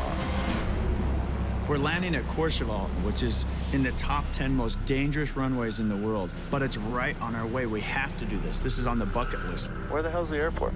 Right there, Run. Oh my God. That's not an airport. It's not. We're approaching the holy grail of dangerous airports. I've gotten the specialized training to do it. I'm going to put my skills to the test. I'm psyched to be here. November 8, November Tango, Roger. The wind is calm, report runway vacated, left apron. 388, November Tango. Can't stress it enough. This is a very, very serious place to fly into, and we just have to be scrutinizing every single aspect of this airplane. Courchevel's intense. In the middle of the mountains, it's short, it has a huge grade to it, you're landing uphill. This is a high-risk airport. If you use normal techniques, you'll crash your airplane. Altitude 7,000, perfect. Dude, this is nuts. Okay, if we don't see something we like, we're gonna turn right into the valley well before we commit, okay? Roger. Holy cow. That's not supposed to be a runway. That's a mountain you're landing on now.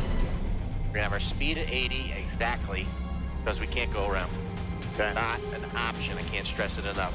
All right, power and temperatures look good. You're at 82 knots. Correcting? The approach speed into Courchevel is critical. Too slow, you're not gonna make it. Too fast, you're gonna hit the mountain. Looking good, holy.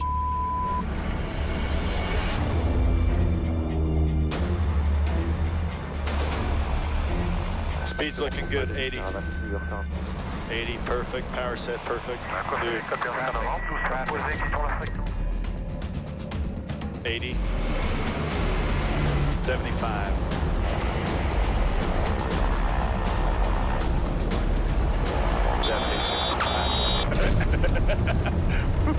Dude, that was awesome.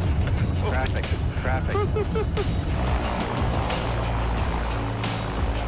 Cool, isn't it? That was insane. Dude, we're at the top of the Alps. You just landed on an uphill runway.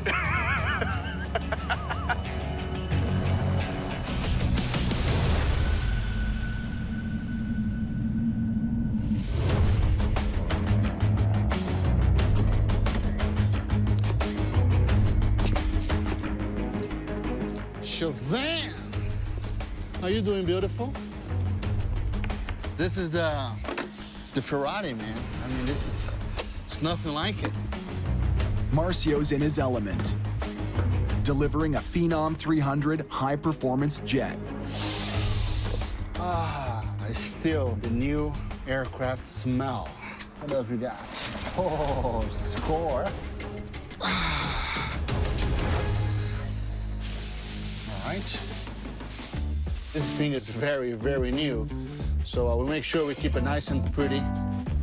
This time around, I'm flying with a new guy. I don't know anything about him. And this concerns me a little bit. I understand he's very young. I haven't met the kid yet. I'm not even sure if he's out of his diapers yet. Captain speaking from the left-hand side. Lex Pitchler is a 20-year-old upstart in the ferry flying world. Welcome to your board. I'm gonna introduce myself as South African. Flying African style. Just sit in, hit the throttle, and go, like Alex does. I started to fly when I was 15, engaged myself in the aircraft brokerage business. So I've been selling 5 to 10 planes per year and trying to get into the business of ferry flying. The sooner you start, the better it is. I hope I don't have to babysit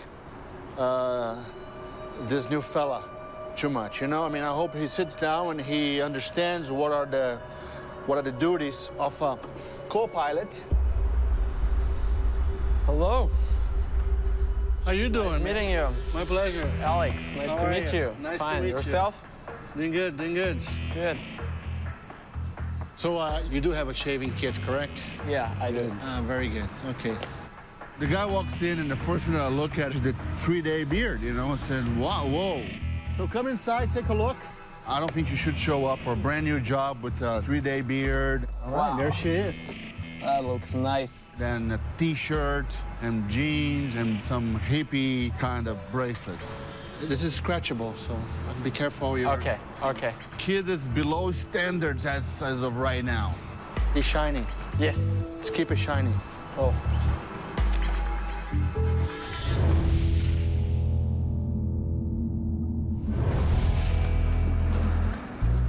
Dude, holy we just landed on this. I want Cory to get some exposure into mountain airports. And Courchevel epitomizes what a mountain airport's all about. It's a difficult runway, difficult terrain, and it demands a lot. I want him to see that. He will learn a ton from it. He landed a little late. He did land late. Well, I can definitely see why it's in the top 10 most dangerous airports in the entire world. Oh, yeah, it is. Absolutely. You just greased it on like a champ. Thank you. Thank you. I gotta believe that the takeoff's almost as intense as the landing. The takeoff is intense. Power set. All right, big boy. Let's go get after it. Ahead, an 18.5% downhill slope. Airspeed is alive, power is set. You've got a good engine at 40 knots. Oh my God! 45, 50, 60, 65, 70, 75, 80, 85.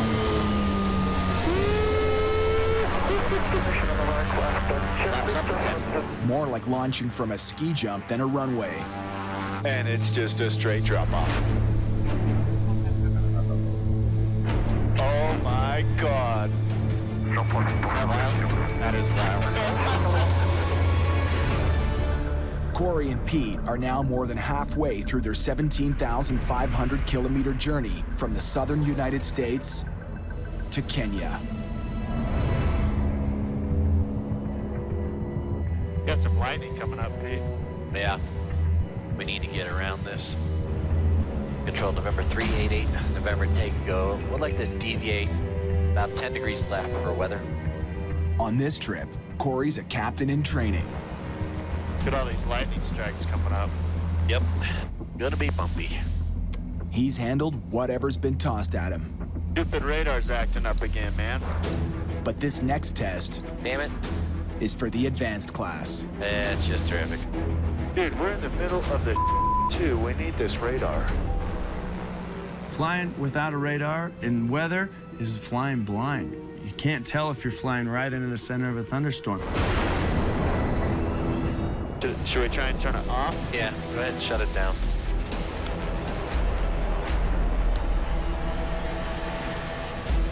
None of them. Stupid things work great until we need it. There's thunderstorms all over the place. We're gonna have lightning strikes now. God.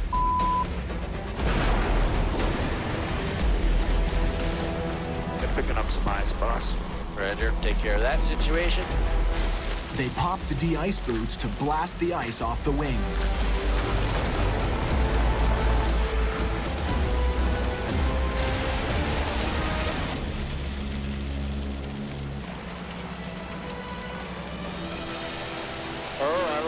Come on, blue sky. That is wonderful. And we just came out of the storm. Thank God. Okay, inertial separator coming on. Whoa, what was that? What was that? I don't know. I mean, it was a loud, huge thud. The very worst thing you want to hear when you're flying over the ocean, out of range of gliding distance to any airport or any land for that matter. Pressures and temperatures look good. ITT temp looks good. RPM's good. Props good. Torque is good. Fine. I'll fly 09. Holy that is bizarre. I wonder if it was some ice or something. Very possible. The intake of that aircraft may have built up some ice. It broke off, bam, hit the plane, thud. And of course, we're over the ocean, no gliding distance. Oy, oy, oy. Sure, it'll get your attention.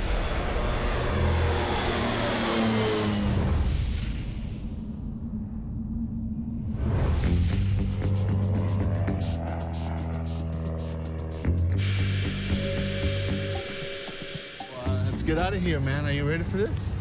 I am. Leading edge is okay. No damage. For Lex, it's the first time ever riding shotgun in a jet. We're gonna do a high-performance takeoff out of here. Okay. Just so you can feel what this thing can do. Okay. I'm gonna knock your socks off now. Let's see it. The Phenom delivery will be a marathon. More than 7,000 kilometers of open ocean where planes actually drop off the radar. They'll land in a zone famous for fast-changing weather, and in India, famous for its red tape. Then navigate some of the world's busiest airspace to deliver in Singapore, a trip stretching over 40% of the globe.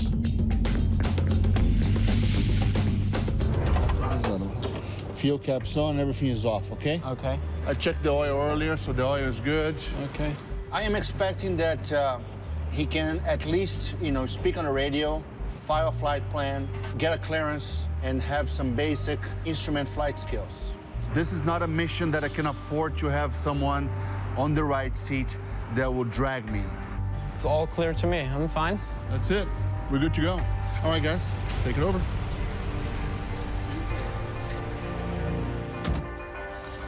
Lots of pilots fly for 20, 30 years, and they never have the opportunity to go on the Phenom.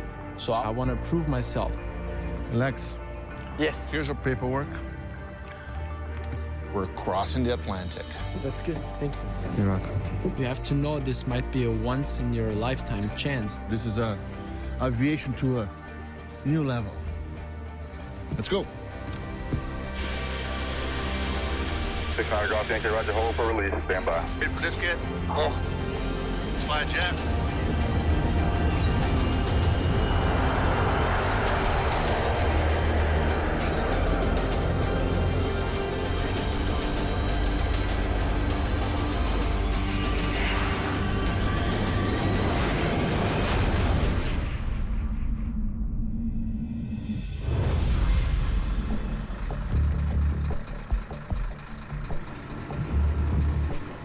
Now I'm gonna take a better look in here and have you operate the separator. Okay. Pete and Cory are playing detective. Okay, you ready? The mystery? Okay. Go ahead. What's behind their engine thud? Again, in this position, if ice enters the engine, it will exit through here. It won't go right up into the engine. So when you close that, there could have been a little bit of ice, and it came off and made this thud. Sure scared the out of me for a second. Sure. That's looking good. And it's not the only thing that looks solid. Cory's clinched his next delivery deal. Hello. Carrie, what's going on? It's Cory. Hey, Cory. How's it going, bud? Hey, Cory, how's it going? Hey, Claire. What's going on? Hey, I just wanted to give you a quick update that Uruguay flight is coming together. All right. Nice. I've just got one more little hoop I got to work through, but it's going to happen. Hey, that's great. Claire and I just got back from doing a little flying. I'm getting her up to speed on her co-pilot skills here, so. Yeah, that's sweet. I can't wait. Now, I'm excited for you, Claire. This is going to be a great experience. It's going to be fun. Awesome. Take it easy on your old man. Will do, Cory. Okay, guys, talk to you soon. Sounds good, boss. We'll talk to you later. Sweet. Jump good.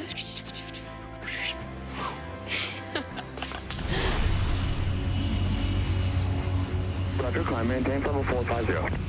Climbing and maintaining level 450, Phenom 600 Golf Yankee. Attaboy. With Marcio, you don't earn respect. You fight for it. I'm expecting Lex to keep his eyes open, learn fast. I tell you to do something, you're gonna do it exactly what I tell you, okay? Okay. You ready for this? In 3, 2, 1, put your mask on, put your mask on, put your mask on. Mask on.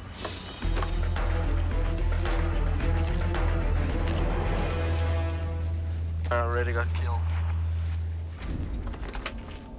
Mask test is something that, we're flying at 45,000 feet. If we have an explosive decompression of the airplane, people have to be trained on that.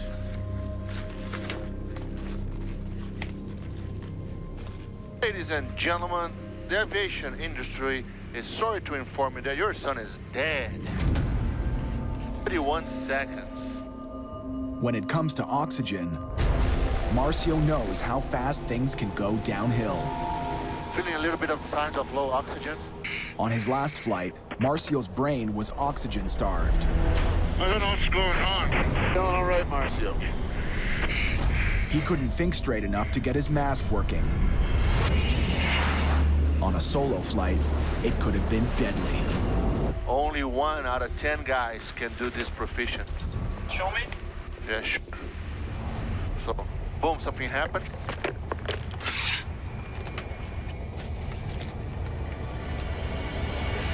Okay. When I'm on my game, I do it in 3 seconds. I probably did it in 5 or 6, but I should do it in 3 seconds. How many seconds we got? Useful consciousness like 12? 45,000 feet, if that. I want to send a letter to your mama. Oh. Pilot. Autopilot. This is bad. Autopilot. Oh, come on! What the hell just happened? Suddenly, I lost all my instruments. They're all gone. 45,000 feet above the Atlantic Ocean, Marcio's computer screen is suddenly blank. Something's wrong here. I don't know what it is. Gone, his airspeed, direction, and altitude. The screen disappeared completely. I lost autopilot. I lost everything. Clear. This is not good. This is not good. You changed to the fuel something. Oh no, hold on a second. It's a bad time to have a rookie in the right seat.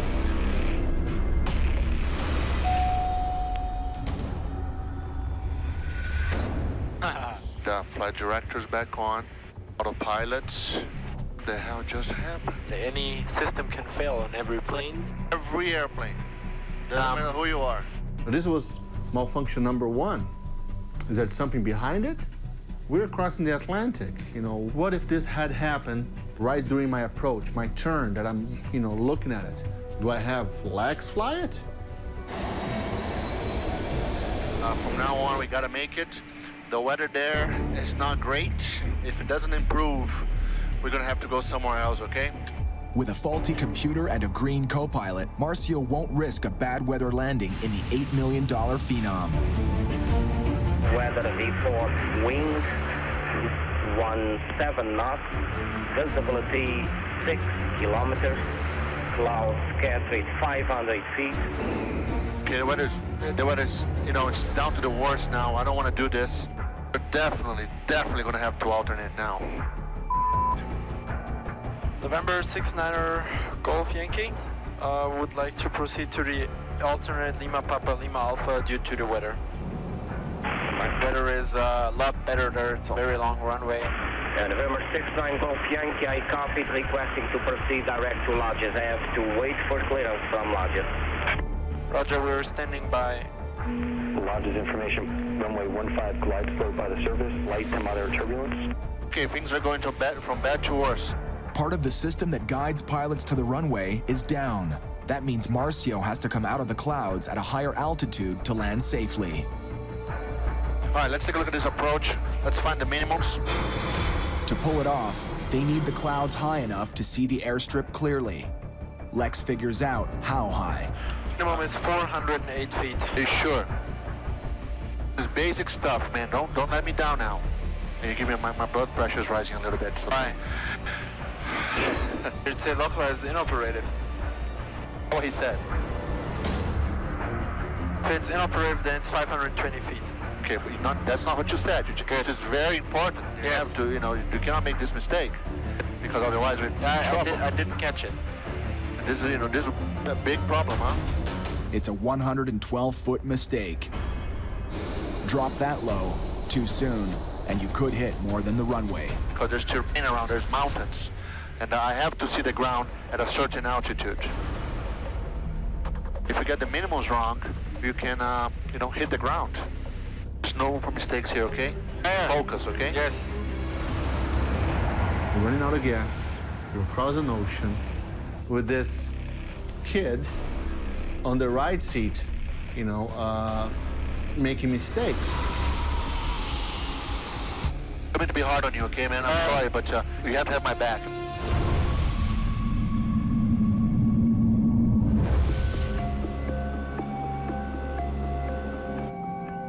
See what's up ahead, Cory? Oh, I see Africa. My first time to Africa.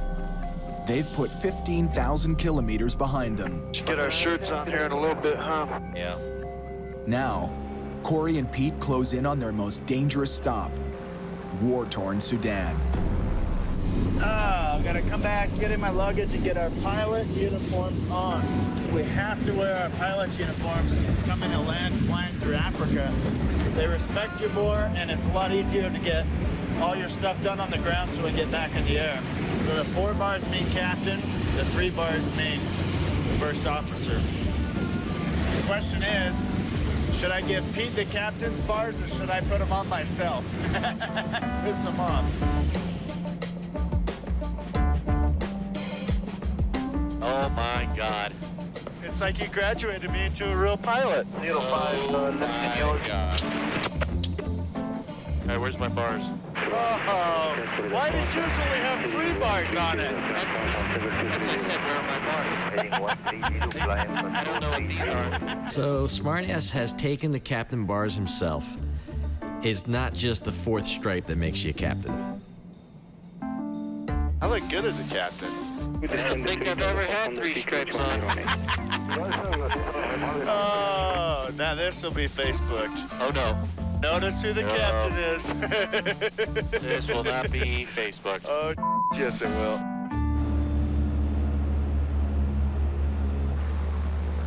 Five minutes till we're into Sudan. There's nothing but desert out there. I was really hoping there was a way to avoid it, but there's just, with our route of flight, there's no way to get fuel anywhere else, no way to make it. If you're planning to land in a war zone, you'd better let someone know you're coming. Good morning, Khartoum. Caravan November 388, November Tango, position new bar 0618. Over. That's not good. Khartoum, November 388, November Tango, position new bar. That's comforting. We're in the most dangerous countries in the world and we can't talk to anybody. Yep. Well, at least up here in the desert, we don't have to worry about service to air missiles. What, do we ever have to worry about that? Well, it is a country that's been torn apart by war. Will there be guards with guns that come up, or? Yeah, there will. Guys will come up with their guns and they'll stand sentry around the plane. On top of just going into landing in Sudan, we've got cameras all over this airplane. We've got 3 on the dash and big camera equipment in there. And it's illegal to film in Sudan. I want to somehow cover up some of these cameras. Maybe just we'll throw up a little bit of piece of papers here and there just to camouflage them. Okay. If they think we're spies or something, we're toast. I mean, they're gonna keep us. I just hope to God this stop goes smooth. We get down, we get fuel, and we get back in the air. Final approach course is 357. And holy, here we come, Sudan. I'm not looking forward to this. Before landing, seats and shoulder harnesses. Coming on. November 388, November Tango, contact tower on 900. Good morning, Cartoon Tower. November 388, November Tango's with you. We have the airport in sight. Just in time to land, the radio comes alive. All right, coming down nicely. We're clear to land, ignition's on. And this has to be turned off. Make sure they're off. Okay, so as soon as we touch down, all I need to do is I gotta hit pause, pause, pause, pause, pause, and then just kill the power. Okay. I'll taxi slowly. Okay. Speed's 110. 10 degrees. Oh, gosh. There's some Army barracks. All right, speed's looking good, 85 knots. 75, 70. Oh, Peter scored one. November 388, November Tango, continue taxi, vacate via taxiway Charlie, continue. Vacate, taxiway Charlie, November Tango. Okay, I'm gonna get those Nova 460 Alpha. Cameras, you got radios? Charlie 28 passing, you will clear it, and back to runway 36. Report, where is the fuck departure? Give us some fuel and let us get the hell out of your country.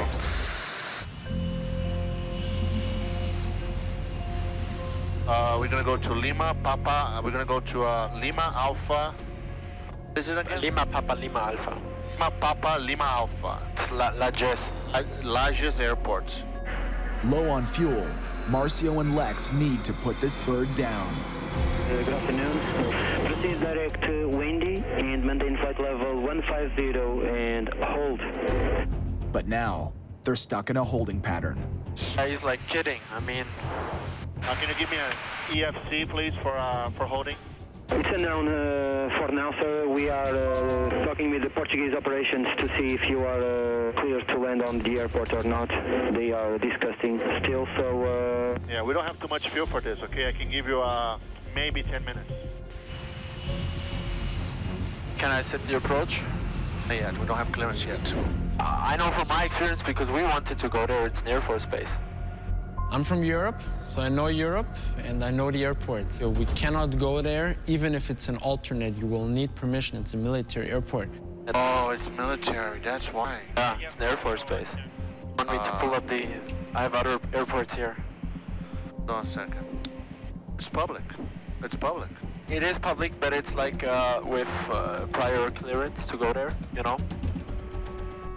Do you want me to check other ones which are closed? No, this is fine. Okay.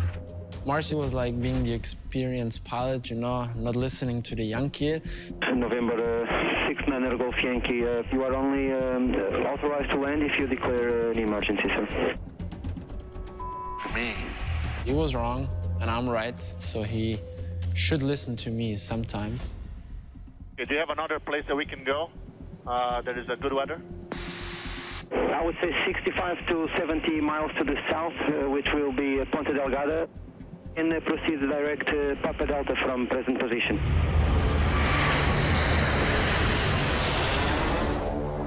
Can see the island.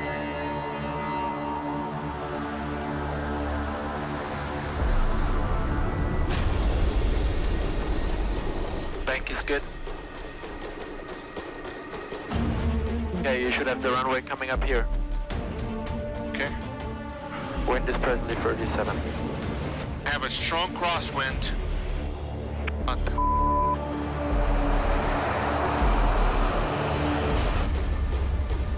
This is crazy. Play on my speed now, okay? That's 125, 124. On my speed, don't do anything but on my speed. That's all I need to do.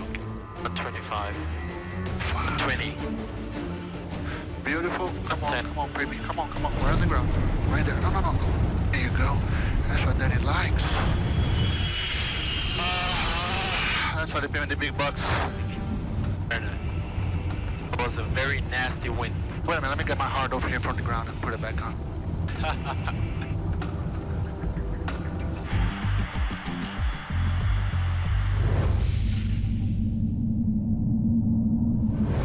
November 388, November Tango. Request engine start. Start with the probe. Let's go over the for taxi. Roger, call ready. Come on, baby, spool up. It's illegal to film in sedans, so unfortunately, there's no footage. It's just not worth the risk of them coming and starting to ask questions, taking us to jail, doing whatever the hell they want with us. Nice, and now I got ready there. Okay, you ready? I'm ready. Do it. Airspeed's alive. There's 75. Flaps up. Collected. On our way. Good. Well, that is a huge relief. Yes, it is. That one is behind us. And you got to go to the bathroom. How'd that go? Sedan. I went to a new low-end sedan. No toilet paper in the bathroom. If I didn't have to go so bad, there's no way. There's 3 things I always bring on a ferry flight: passport, cash, and toilet paper. And Cory got to learn this the hard way. I have a little squirter thing. It sat there and just squirted my ass. I had a roll of toilet paper in the back. Thanks, buddy. Appreciate you looking after me, teaching the ways of international travel. Absolutely.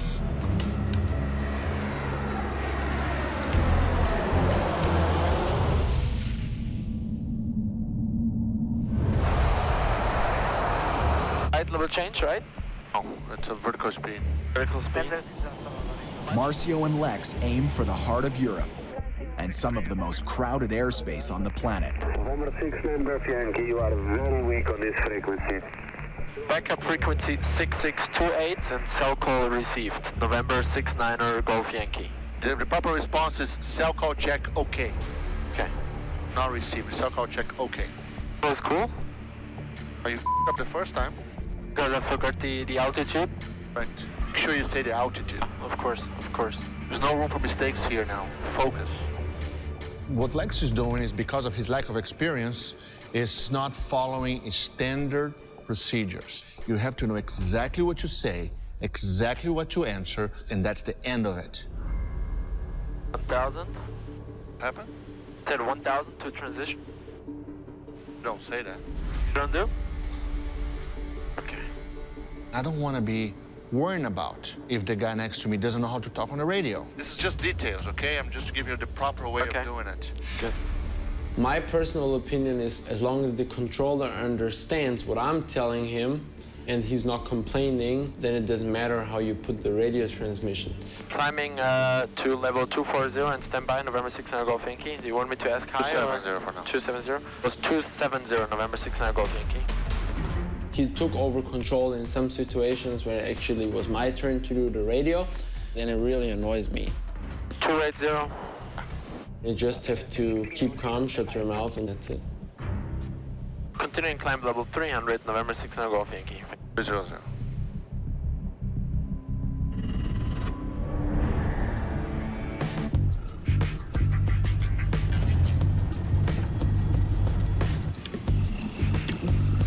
Bueno, ¿cómo estamos? ¿Todo bien? Ay, cansado. So we gotta go find some paella and some Rioja red wine. That'll be awesome. I'm very happy now. You happy? I'm okay. Just okay. I'm okay. Is that it? You're not leaving us? No, I'm not leaving you unless you want me to. No, I don't want you to leave. Just have to diffuse the situation with Lex. He doesn't look happy, so we're gonna diffuse that right now. Now, Lex, Yes. you can clearly tell that you're not too happy. So, Yes. tell me what's going on in your mind, so we can talk about it. For me, it's just when I'm like, when you say I'm doing the radio, then I would like to do that, So when you say I can do the gear, then I would like to do the gear. I know that in between us there are several experiences and thousands of hours. Just remember one thing. Yes, please. You're gonna have an opportunity to swing the gear and to touch those little buttons. Yes. hundreds of times in your life. That's but you true. have to live to do that. Yes. I care that they go back to their mama in one piece. If their heart is broken, I'm sorry. There will be some times that we get to get the job done and live to talk about it, okay? And to have a real... Yeah, I'm not here to make him happy. I'm here to keep us alive, man.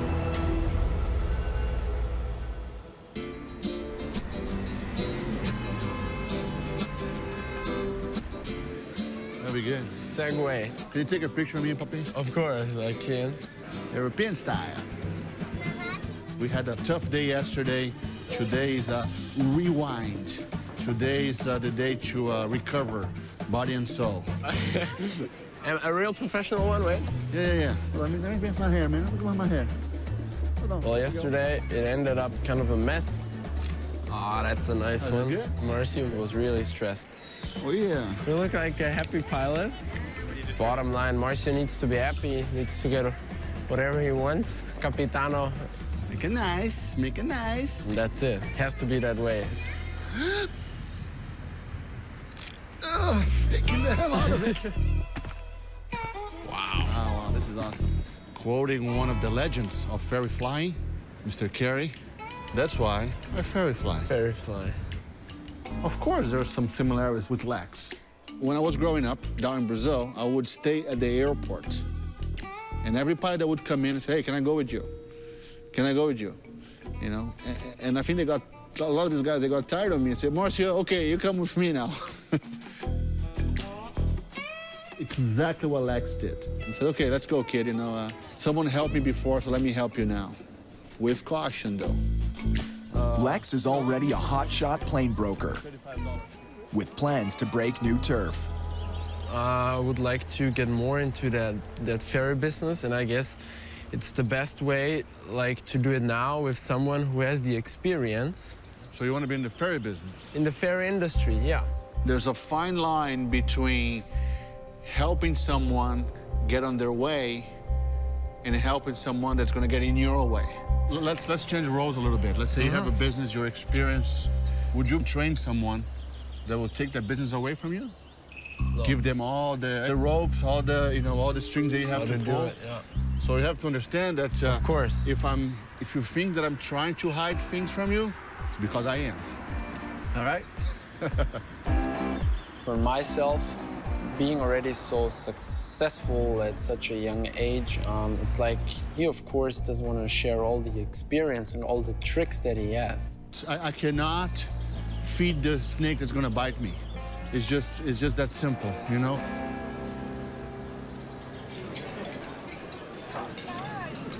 Hi! For Lex, it's business before pleasure. Hi!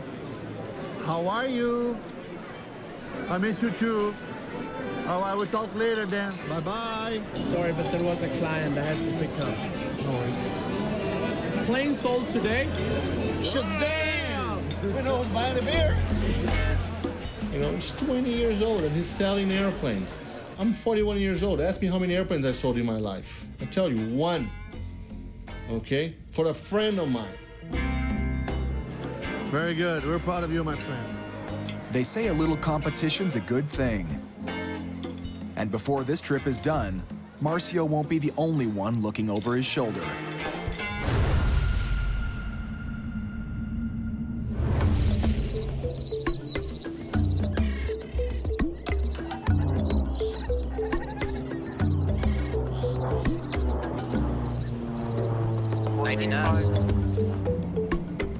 When we show up here, I want these guys to know that you're captain. I think we just gotta polish a couple things, my friend.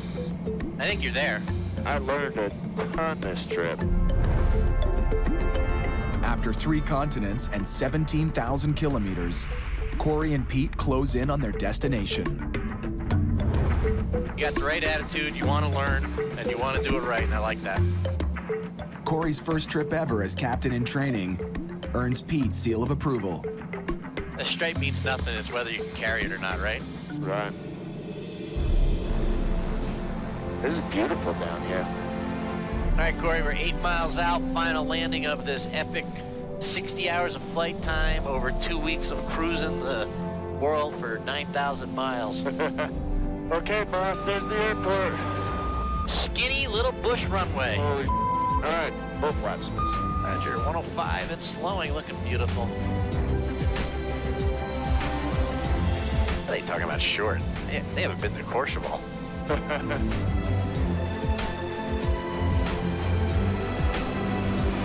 Beautiful. A little less speed, it'll save their prop. We did it. Hey, Russ. All the way home. Hey, look where we are. We're in Nanyuki. Nanyuki, Whiskey Victor Helicopter. Descending something. This is awesome. Welcome to Nanyuki.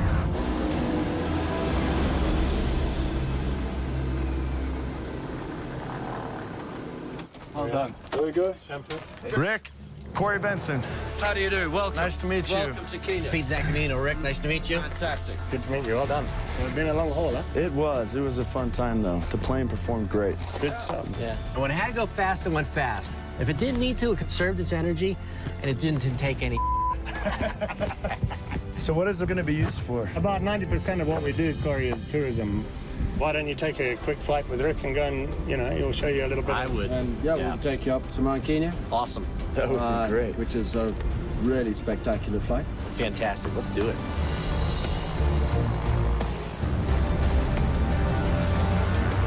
Out in Kenya, here we come. This is awesome.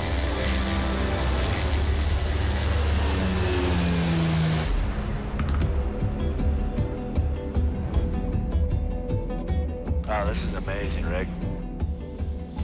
Well, Mount Kenya is the second tallest mountain in Africa. It's a sacred mountain for the Kikuyu. They believe that God lives at the top, called the Mungu. Fantastic, boys. It's fun to see what this plane's gonna do for its everyday life from now on. It's a perfect plane for it. It's a special world up here. I'm having a blast up here.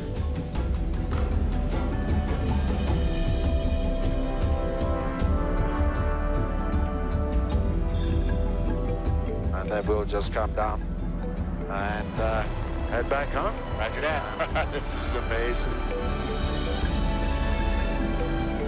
Okay, the runway. You are looking where the trees end, okay? Yep. And you can see all the animals at the far end. Oh, yeah.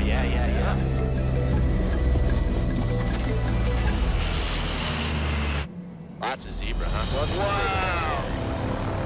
Now you can see that we have a different definition of zebra crossing in Africa. I love it. Well, there you are, your first landing in the bush in Africa. Wow, nicely done, Russ. And I don't actually believe it. I think you've done that a few times.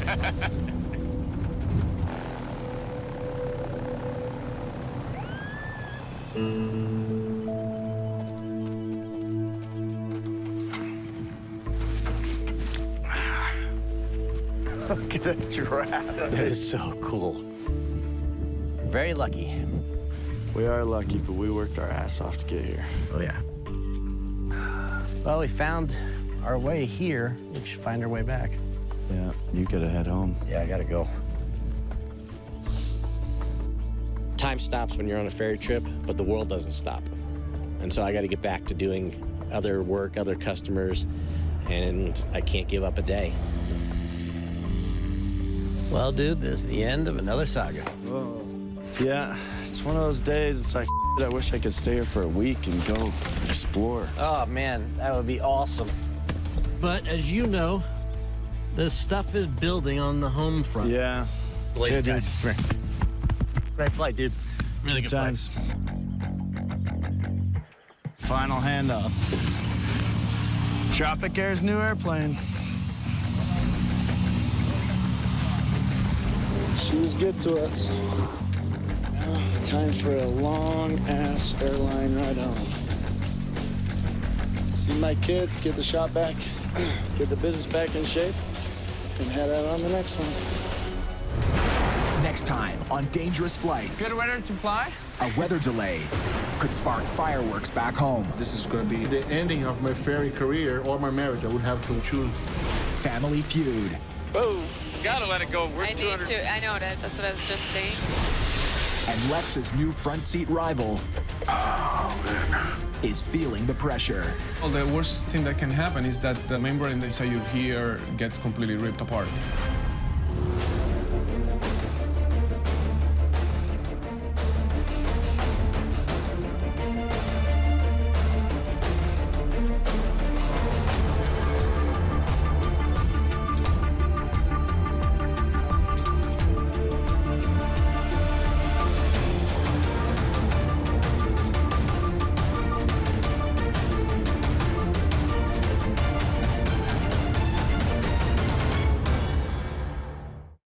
This time on dangerous flights, I can't hear anything. the pressure blows at 10,000 feet. We need to turn back now. We're having multiple problems with the airplane. Oh, now you've overshot it. Go back. A father-daughter delivery job Dad, becomes a sky-high sparring I'm not match. gonna get any better with you yelling in my ear. Strapped for cash, We just put a boatload of gas in the plane and we have no way to pay for it. Brad and Stu get stuck in a runway standoff. There's a semi-truck parked in front of us. We can't leave. Let's roll. I was speaking thunder for the rain keep falling. Here we go. All sounds to rumble. Are you kidding me right now? You're crossing the border.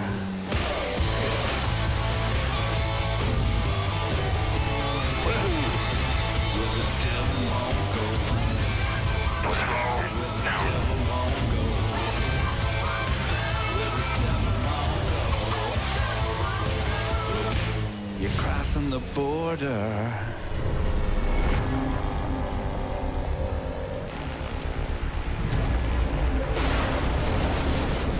Real deal, man. Real deal. This is exactly what Carrie and his 18-year-old daughter Claire were warned about. They were right when they said it was gonna rain in Manaus, because it's raining like hell over there. Whoa. Earlier today, locals tried to steer them clear. Is it? It was very bumpy.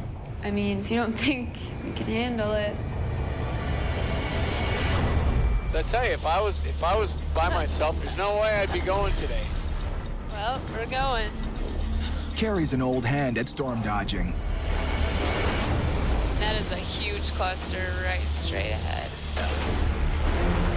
We're running into bad luck here. But it's turning into an aerial obstacle course.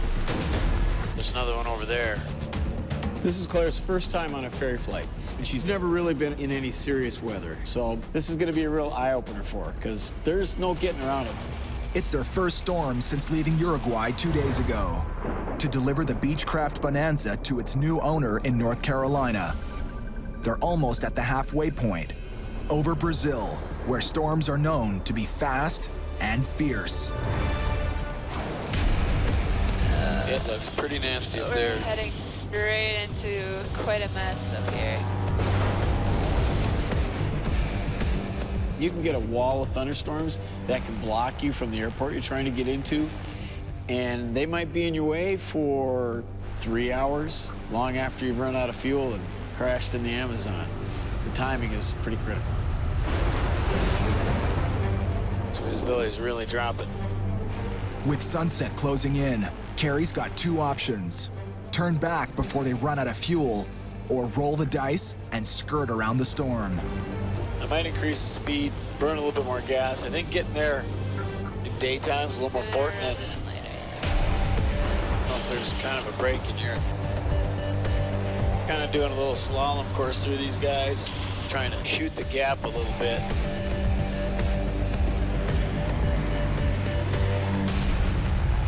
They clear the worst of the storm, Visibility 5,000. but it's left behind a thick trail of cloud. Okay, decision height is 450 feet. Okay, if you don't see the runway yet, I'm going around. Claire needs to spot the runway before the plane gets too low. If I don't see the runway, I have to say that. Yes, decision height. Decision height, I don't see the runway. if I don't to say that. If you don't, we die.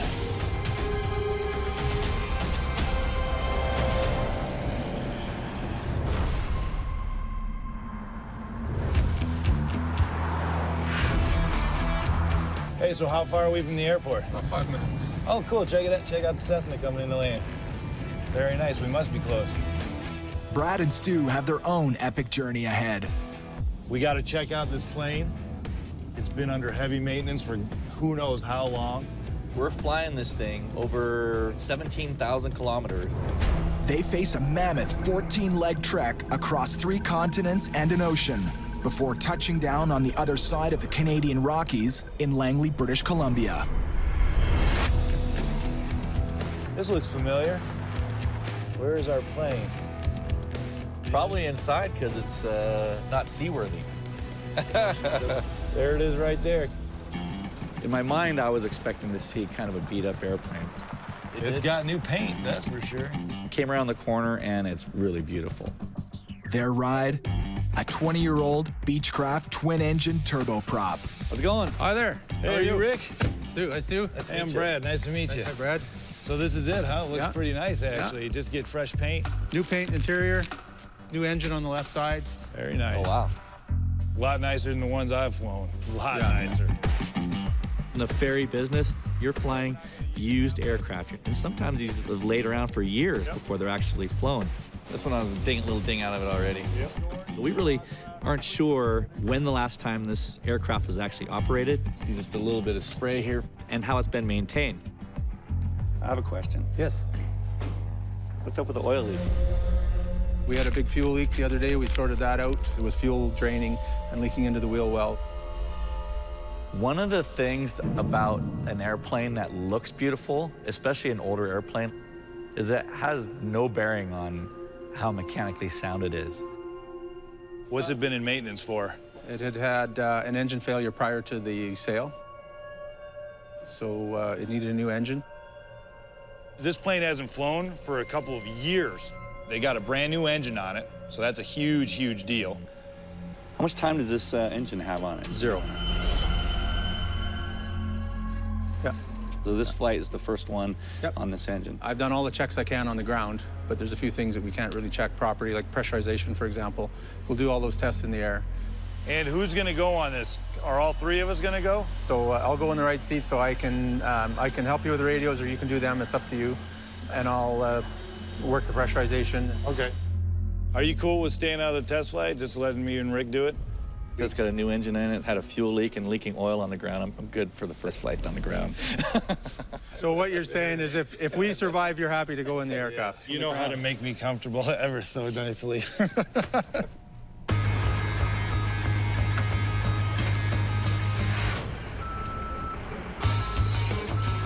flown 1900s before?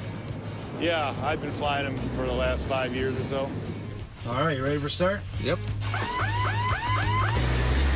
Okay, airspeed's alive on this side. Live here, 80 knots. Gear up, please.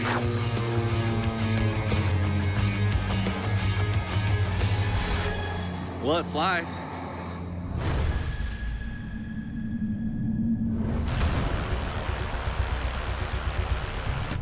Okay, you ready to bring the flaps up? I'll get the gear. After maneuvering this 13-year-old Bonanza through storm clouds, Carrie and Claire face a wall of fog over the runway. If we have to go around, at the decision point, I'll give it full throttle. Be ready for the approach flaps to come up. And on this landing, I really needed to pull her co-pilot weight. We have to work as a team to land this plane safely. A foggy landing can challenge any co-pilot. 316 from descent 1,500 feet. Claire is still earning her pilot stripes. Descend to 1,500. That's your job. Sorry. There was a lot that my dad was expecting me to do on this flight, and a lot of times I'm used to just sitting back and letting him do all the work. You're gonna, know the final decision height. You're looking for that on your altimeter. In just 300 meters, Claire's got to spot the runway or they risk hitting the ground. If she can stay focused long enough. Tower 118.3, salon. 118.3. 118.3. 118.3. 118.3, 365. That's it, so long. All right, Claire. You're not paying attention. I know it's really exciting to be on your first ferry flight, landing in the middle of the Amazon jungle in a thunderstorm. But come on, give me a little help. Don't be taking pictures so you can send them to your friends. Right to 070 to north.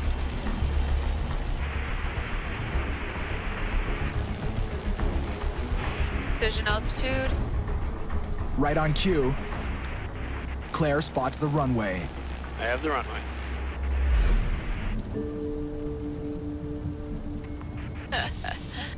Well, despite my better judgment, we made it. We did. Aren't you glad now that we added on a chunk to our trip? No, I'm not. I'm not happy. We did 3 legs today. I'm tired. I want to take a day off.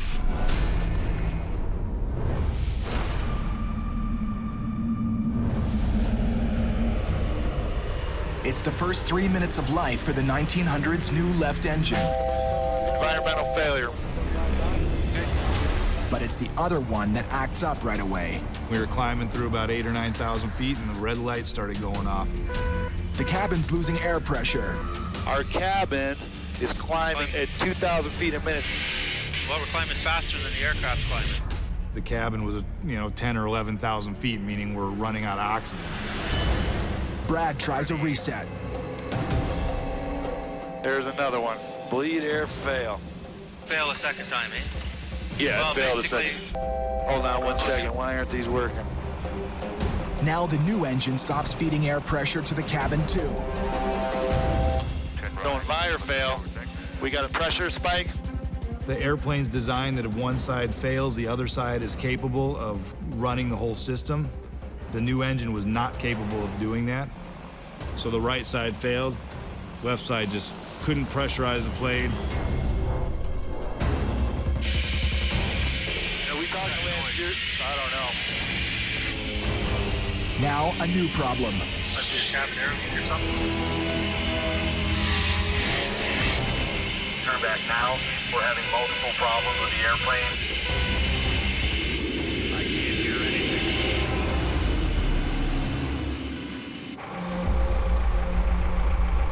We're here safe and sound. I mean, I said, let's go for it, and pushed him into it, kind of. And hey, we made it. It was fine. Well, how much real? I don't see why we can't just do the same tomorrow. But after pinning more than 3,300 kilometers of sky time in only 3 days, Thank you. Carrie has other ideas. I want to take a day off. I've done all these ferry trips, and every single one of them I've been rush, and fatigue's a killer. Let's rush now and enjoy our time in the Caribbean later. When I'm having arguments with other co-pilots, I'm used to winning. When I'm dealing with Claire, it's like arguing with myself, and that can be kind of tough. We can still enjoy our time in the Caribbean. Not as much. Why not as much? We're not even gonna be home by New Year's if we take this whole trip lax. I'm really pushing my dad to get to the Caribbean for Christmas. When he's trying to make safe decisions, I'm kind of just pushing to push along because I know he can, I know he's a good pilot. I don't want to get up at 5 o'clock. We've been getting up at 5 o'clock in the morning for 4 days. Steady yourself. It's like drinking from the fire hose. You just gotta go, go, go. Yeah, but I don't have to. I don't have to go all the time. We can stop. Something that Claire's having a hard time understanding is the effect that fatigue has on a pilot. I want to take a day off, and she wants to keep going. We'll see what happens tomorrow. Frustrating.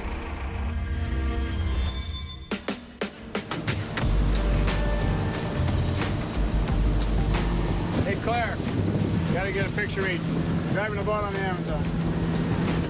In the battle of wills, Carrie's won this round. It's a day off flying. It really is. Okay. Yeah. When I say no to my dad at home, I'm just being an annoying teenage daughter, but here I'm his co-pilot, so I kind of have to do what he says. But this is no hammocks and beer-filled afternoon. I think this is some serious jungle. Flying over 600 and some miles of jungle in a single-engine aircraft is pretty dangerous, actually. Any one of 1,000 things can go wrong. And boom, we're in the jungle. Cory's already had one close call. Last year, They're running pretty low. over the same stretch of rainforest, I really hope we make it. Oh, there we go. Oop, there's... Like priority landing, fuel critical. Normally, in these accidents in planes, people don't know how to survive when they fall down, when they get in the middle of the jungle. So that's why most of them die. So you guys have short pants, no socks. Be careful. This is the time that the snakes are concentrated on the trail. They're small, but venomous. So they use this ant here as a mosquito repellent, covering the smell of the human body. Okay, that's kind of freaky. This is insane. If you have a crash and be lost in the jungle, the animal that you should really look out of like is from the wild pig. The ones that goes in very big groups, and they're cannibals. Huh. A herd of wild pigs. This is crazy. Right now, it just seems kind of overwhelming. I mean, some pretty intense jungle out there, and I'm not prepared. If you want to start a fire, take the battery to start a fire very fast. And that's the one thing that we could use to signal aircraft that are searching for us. And we build a big smoky fire. Yeah. I had my doubts coming into it, but this is some good training. Well, this stop here, this is just for the shelter. Yesterday, I was ready to hit the sky. Now, being immersed in the Amazon jungle definitely puts a lot of weight on my thoughts. It could be the difference between life or death.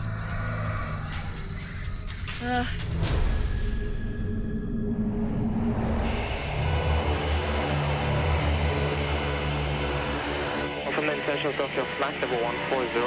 We're having multiple problems with the airplane. Brad needs to get this Beech 1900 back on the ground, fast. 16 meter, QNH 1024. Noisy as hell. Might be a cabin air leak or something.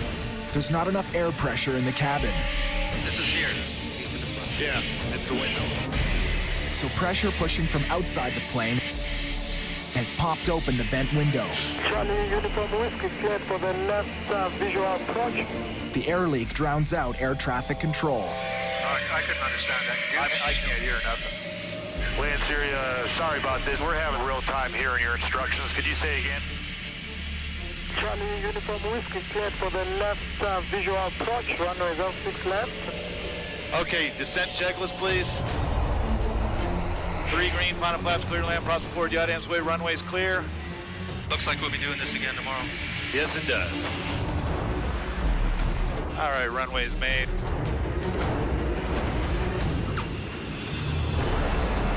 It was just test flight from hell. How's it going? We got a couple issues. The right bleed failed, and we got an incredible amount of noise from the co-pilot's vent window. I'm more concerned about the environmental fail. Yeah. Any airplane should be able to, if one bleed air fails, the others should carry it, and it didn't. Do you think it was the bleed not adequately pressurizing? The pressurization deal is a no-go item for us. We can freaking go low, but we're gonna run out of gas halfway there. Not being able to go up to altitude is going to make it so that we can't burn our fuel as efficiently. We won't be able to get it all the way across the ocean to Canada. We can't go without that. It's gotta be sorted. It has to be. Well, it depends on what the failure is and what parts availability is. You know, we're in South Africa and can't get the parts. Yep. Worse, only Brad is certified to captain the 1900, but it comes with an expiry date. I haven't been to school for this airplane for a year, so on the last day of the month at midnight, wherever this plane is, I'm a pumpkin, I can no longer fly it. So we have to get this thing delivered. Frustrating, so ready to go. It's gotta get fixed tomorrow.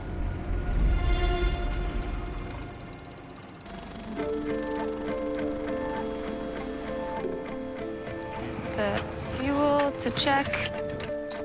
make sure it's the right kind of fuel for the airplane. I think the survival training really brought something home with Claire. Claire is taking everything a little bit more seriously, so she's doing her job better. Checking the plane over, checking the fuel. And make sure there isn't any dirt getting in there, because that could cause problems. Could be some major issues on a leg like this. I need to prove to my dad that I can be a competent co-pilot, and this is where it really comes down to it, where everything has to be impeccable. There's no room for error over a leg like the Amazon. It's 655 kilometers of dense rainforest before they'll see another runway. All right, all set? Yep, let's go. 316 Papa, clear for takeoff. It's all yours. Hey, everything looks good.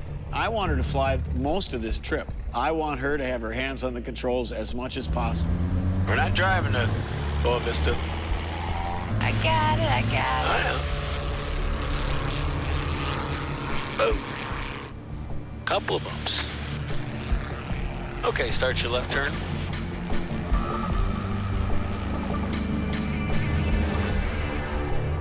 So you're gonna concentrate most on your artificial horizon. Concentrate on your heading in here. Trying, it's just... I know. Right after takeoff, I left Claire on the controls to see how she would do, give her some practice flying on instruments. Just listen. When you're going through the clouds, just stare at the artificial horizon. I know, Dad. I know you know. Watch these birds.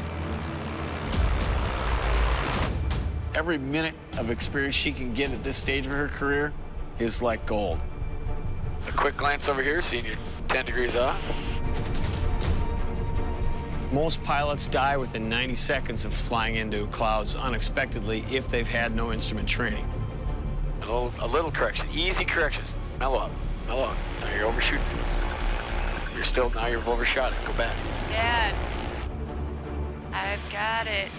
You gotta listen to me when I'm trying to teach you something. Okay, let's hang a hard right. Carrie's a backseat driver. No matter who shares the cockpit. You need to have your speed under control. Back the plane. He's grabbed control from Cory. I don't like to put flaps down and then have to add power to overcome the drag of the flaps. Lectured Marcio. Sure you want full flaps? Easy. And barked Stu through a landing. But now, he's met his match. Need to go a little bit. Oh, 10 degrees, I know. Hold my altitude. Attitude, but you don't want to drift. It wastes a lot of gas and energy if you're flying all over the place constantly, banking the plane, flying like a drunken sailor. The only thing more annoying than a backseat driver is having one next to you in the cockpit while you're trying to fly. I'm not gonna say exactly. I understand, but every time prior to that, you overshot it by 6 or 7 degrees. I understand that it happens, but you have to get better at it. Well, I know, but I've got it once. I'm not stupid. I know what you said. Well, when I tell you to do so something the first time, don't argue with me. Just say, okay, That's what I'll try. Saying. You didn't try. And don't tell me to, stop. Don't tell me anything. I know it all, because you don't know it all. You don't know hardly anything. I'm not going to get any better with you yelling in my ear. Okay, well, first of all,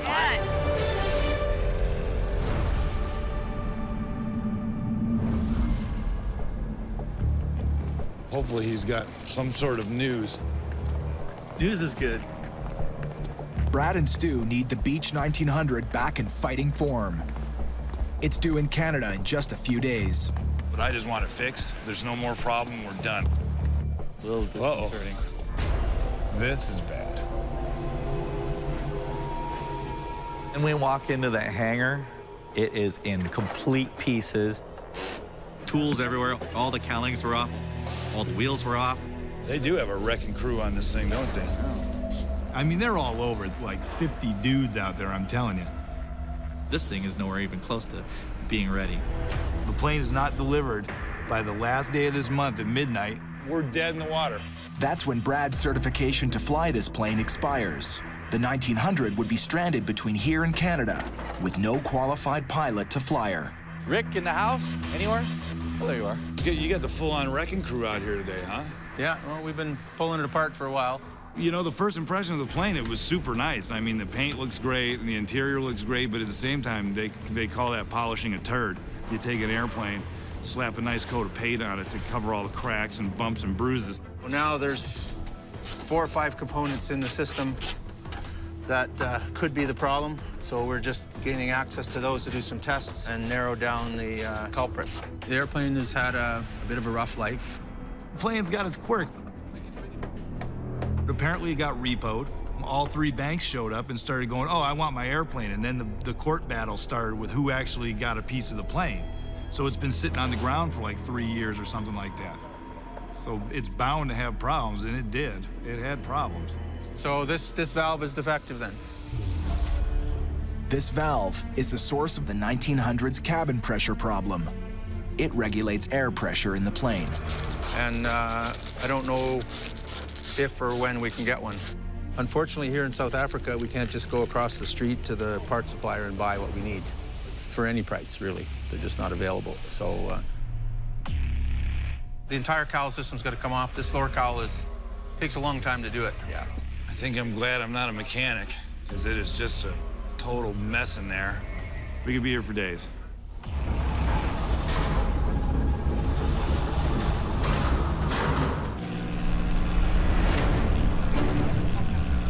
Dad. Listen to me.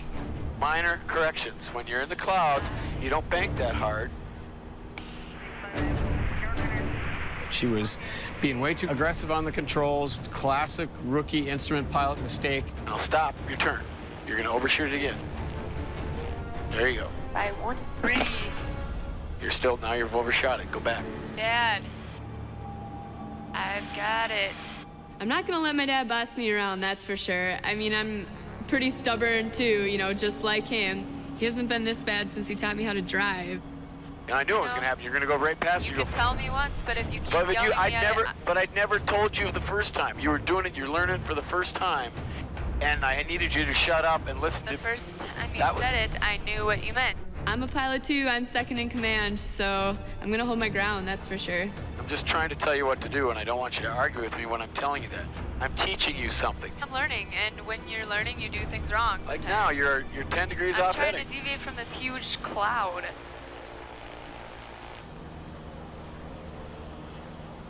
Okay, then. When I thought about it for a second, she was actually doing a pretty good job for the conditions we were in. You're doing pretty good, actually, Claire, for someone who doesn't have an instrument rating. Well, thanks. You got this way faster than I did. I mean, your first real instrument flying, actual conditions, most people learn under a hood, not over the Amazon. She did a great job. Double gun.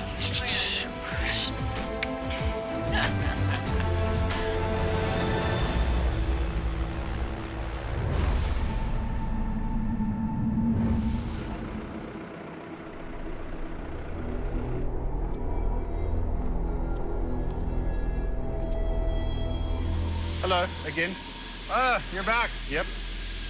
You got it? Yep. It was a bit of a battle to get it out, but yeah, bureaucracy.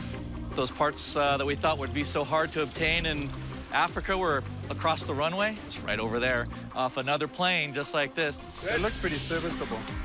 A new valve should put a stop to the plane's cabin pressure problem.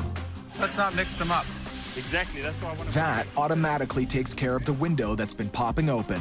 Thank God they can get this thing fixed and we can get on our way. Great, well, let's put it in. Cool.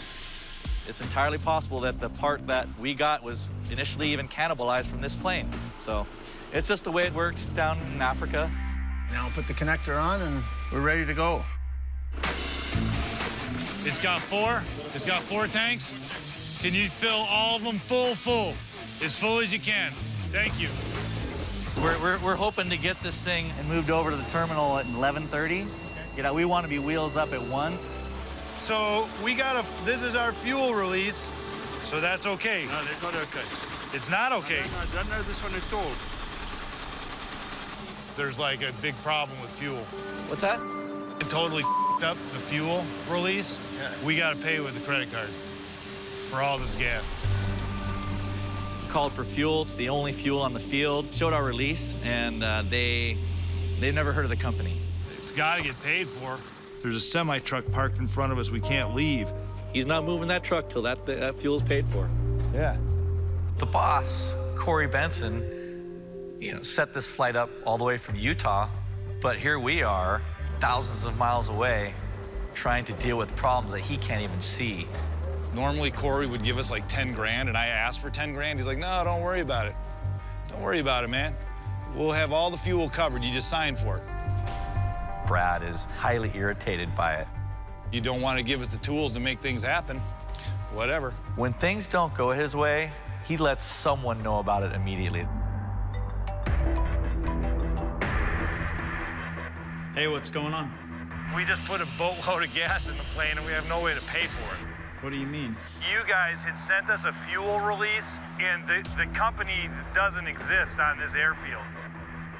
I spoke with the driver, and I said, hey, man, this is our release. He said, don't know who these guys are. You gotta pay with a credit card or cash, and we don't have it. How much fuel is on board? Are they clicking this off in liters or in gallons? Liters. Liters. In hundreds of liters. No, I'm not putting $3 grand on my credit card. I mean, it's not my responsibility. The domino effect, if we leave late, is massive. We get delayed 2 hours for fuel. It's not just we're arriving late and getting to the hotel late, messes up customs. You see what I mean? I'll get it fixed. 5 minutes tops. It's fine. Whiny little bastard. They got to fill out a form and send it to Europe. Europe's got to manually fill it out by hand and then fax it to these guys. These guys got to get the fax and then say that it's good or not. He claims it'll all happen in 5 minutes. I think it's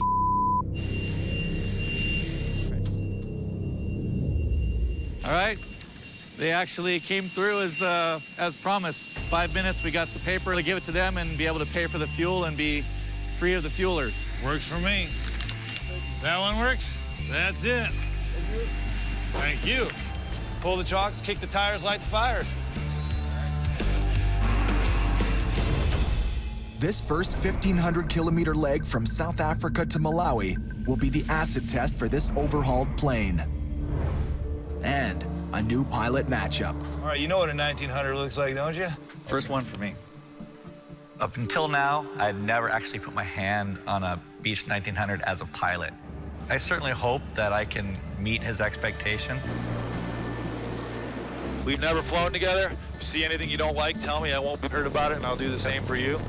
And we'll go from there. We're going in totally dry.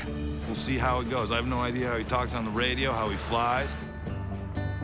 You ready? Get the hell out of here. Yeah, faux show.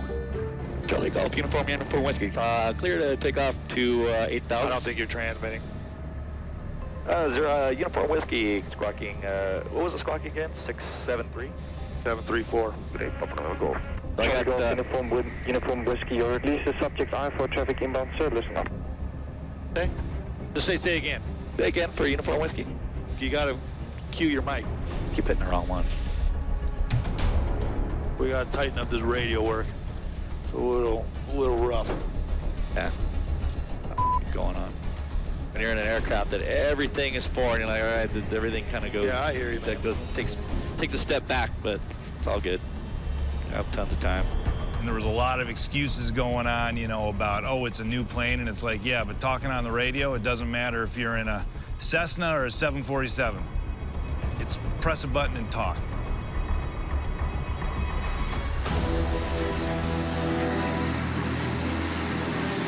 Charlie Golf, uniform info, cleared to departure 06 left. No, we're not cleared for departure. To line up runway. Like I said, man, gotta tighten up those radio calls. We're not cleared for departure. Stu, who is way, way behind the 8 ball, he's pretty low time. He doesn't even have 1,500 hours yet, so there's gonna be a lot of mentoring going on, I think. Uniform whiskey's ready for departure. And tell them 2 crew, 0 packs, 5 hours gas. And uniform whiskey, we have 2 crew with 0 passengers. We have 5 hours fuel. Here we go, Big Cat. Work your magic, cowboy. Ooh. A little windy. Positive rate, call it. Positive rate, gear up. Whiskey enters the TMI, heading 030. Was that for? Yep. Get your game together. It's radio work.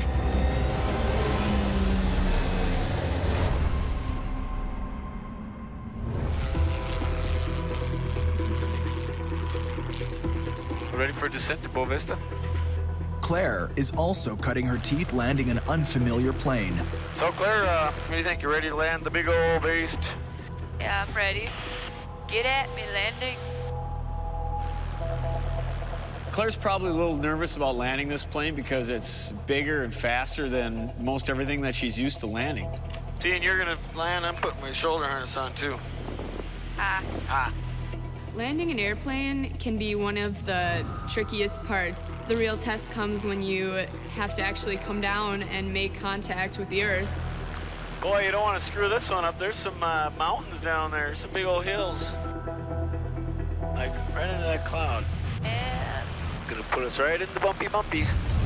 Boom, there's one. 316 Papa has runway in sight. Okay, your plane. 3 green. You're okay now. Come up. Pull back. There you go. Put some power in. You're gonna need power. Pull back just a little bit to get her speed. Give it just a little bit more gas. Don't let it sink. Come on. Put your hand on the throttle. The Bonanza is a heavy airplane. She was having a hard time holding it back with just one hand, so she took her hand off the throttle, grabbed the controls with both hands.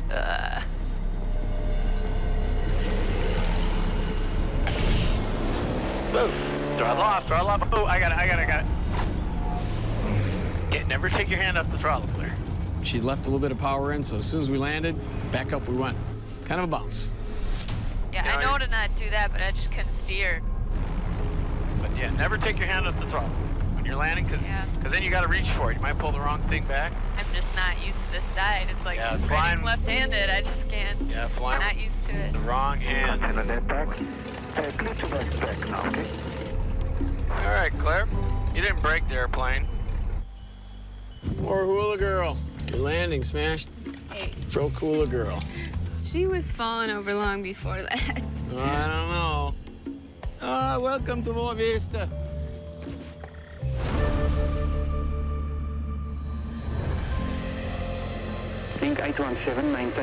This is the highest this plane has been in 3 years. Yes, it is. And it's fast. 3 years. After a rough start, Brad and Stu are finding their feet as a team. Sierra Foxtrot Victor.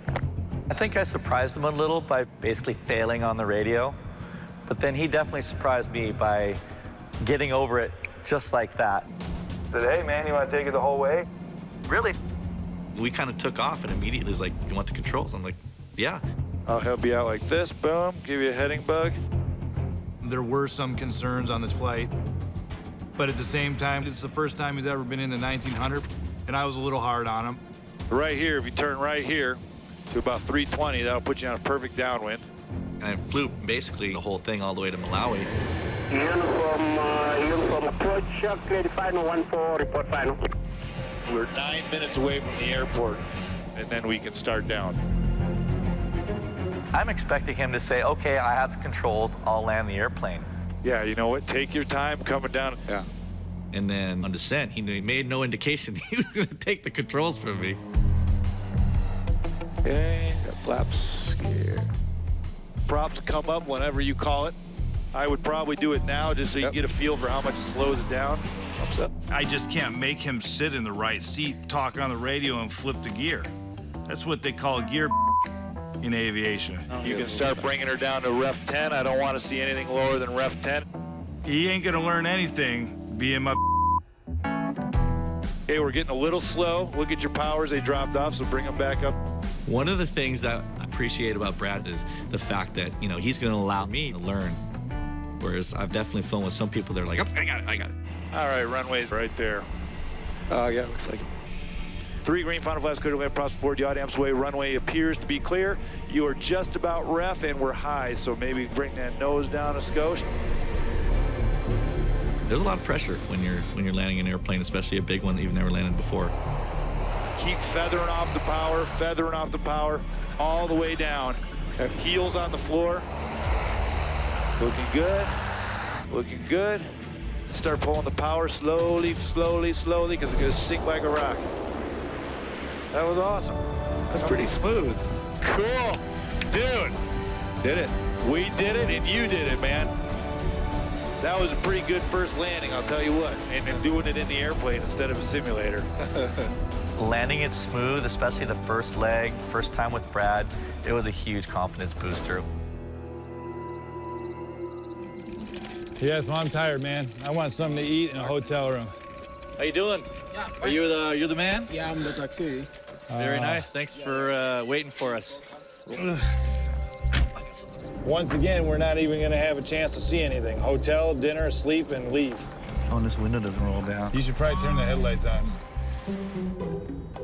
It is freaking pitch black out here. Oh, it's freaking dark. It's black. I think he has candles in the where headlights would go. I'm a little scared. You see that? Look at this dude in the middle of the lane. It's a human being. No kidding. I know. That's why you need new headlights, man. We're gonna kill somebody.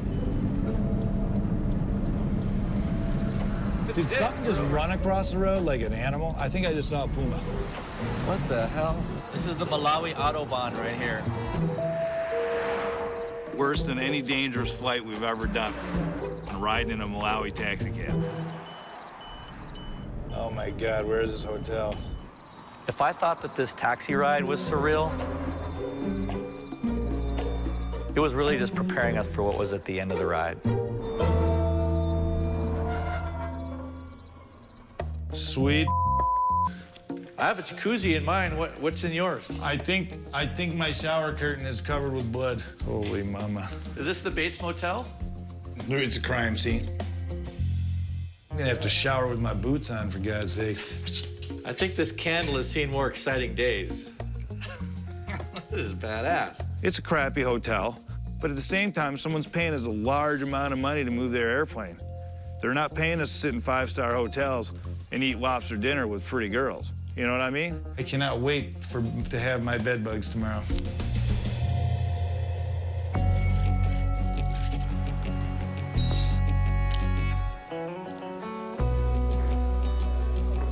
How you doing? You'll be happy to know that all of your shaving supplies, your underwear, and your pants are all sitting in the front by the car. They're what? What? I knew you'd like that. Like shaving kits open in your pants. Are you kidding me? No. So they just took my shit out of the room and just stacked it on the corner. Put it by the van. There's like thousands of dollars worth of stuff in there. I'm gonna go take care of that. I hope he's kidding me, but I don't think he is. Yeah, my shit's right there.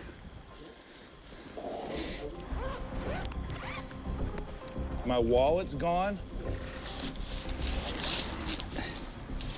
My driver's license. My passport. What is going on? Me. I seriously don't know if this is a joke or what. I mean, seriously. My wallet's gone. All my credit cards, I have no cash. If I don't have my passport, I'm doomed.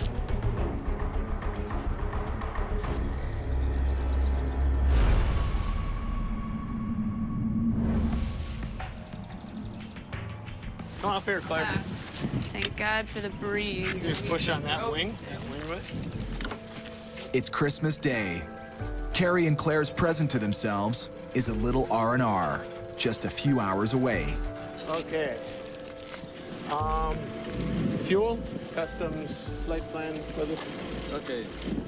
Normally in this situation, we just gas up, clear customs, and we're on our way to the Caribbean for a white sand Christmas.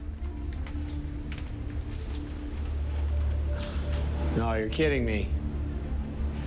That's when we ran into trouble. Customs is closed on holidays.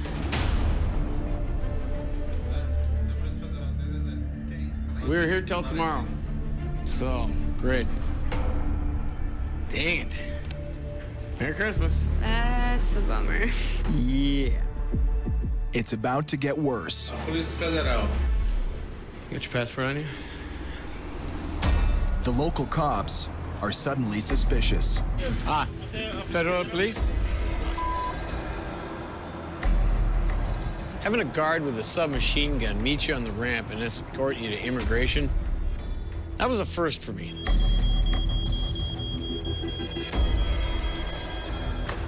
Yeah, this is just the cherry on top of my Christmas cake today.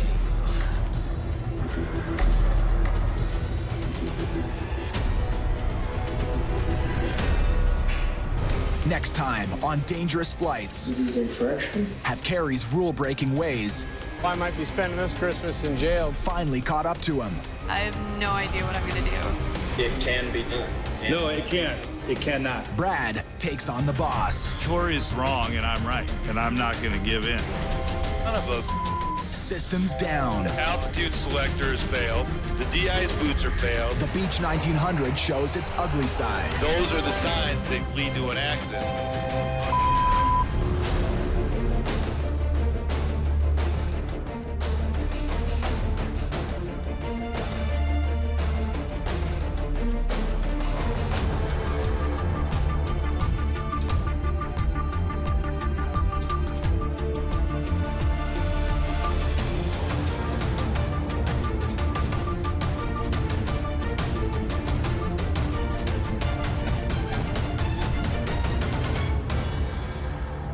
This time on Dangerous Flights.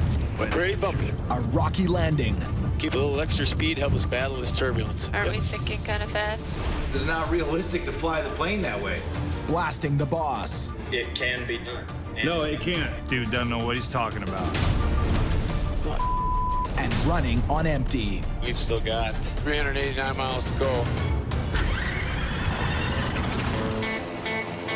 Let's roll. I was speaking thunder for the ring keep falling. Here we go. It all sounds to rumble. Are you kidding me right now? You're crossing the border.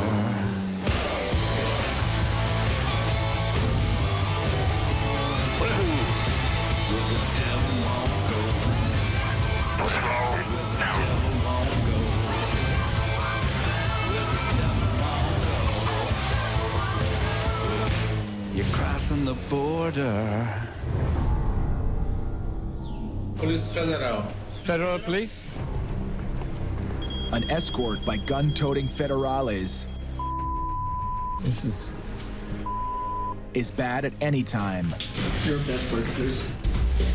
But a Christmas Day snafu has Carrie and his 18-year-old daughter Claire in the legal crosshairs. I hear there's no customs today. No, today it's Christmas, right? Yeah. This is the last stop in Brazil before we leave the country completely, and customs is mandatory. Customs office was closed because it's Christmas, and there's no way to get a hold of them. They're not even answering the phone. See you tomorrow. So you're leaving the country, right? We're trying. They don't have any personal friends of yours. You couldn't maybe call them so we could keep going? Normally when I'm dealing with immigration, I try to turn on the charm, lighten the situation up, but that wasn't working today. This guy was not cracking a smile. Where are the tickets? When you enter in Brazil, they gave you a ticket, right?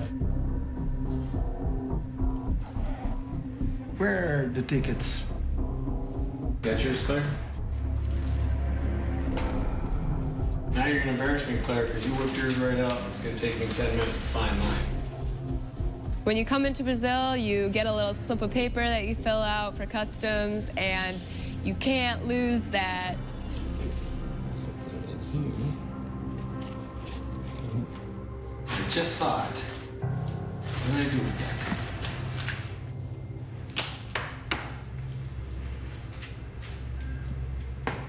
I need this ticket, all right? Yeah. I mean, it's an innocent little piece of paper. Who cares? But now that he's making a huge deal out of it, might be in the plane. You want me to go get it? I really have no idea where this is going to go. I don't know what I did with that thing. Some...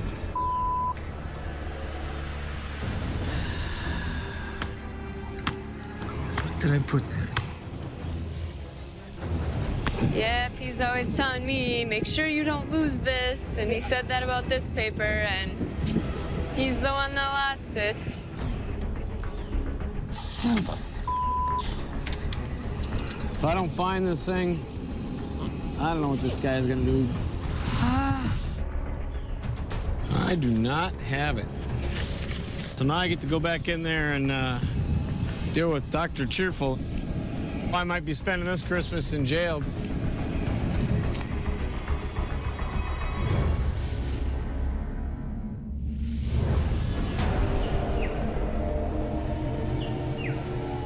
Still don't have my passport. My wallet's not in there. Brad's on his own search and rescue mission. Brad's luggage has been removed from his room. Everything is just sitting in front of the hotel, and his passport's missing. That passport is gone. I'm pissed, man. Excuse me, could you tell me why someone went into my room and took all my stuff and packed it? If I don't have my passport, I'm doomed. I'm stuck here. My wallet's gone. All my credit cards, I have no cash. 21. I don't want my stuff back in my room. I'm leaving now. Where's my passport? Okay. Thank you. They put his passport in a shaving kit. Here's my wallet. Did you do an underwear count yet? Dude. But it was pretty funny.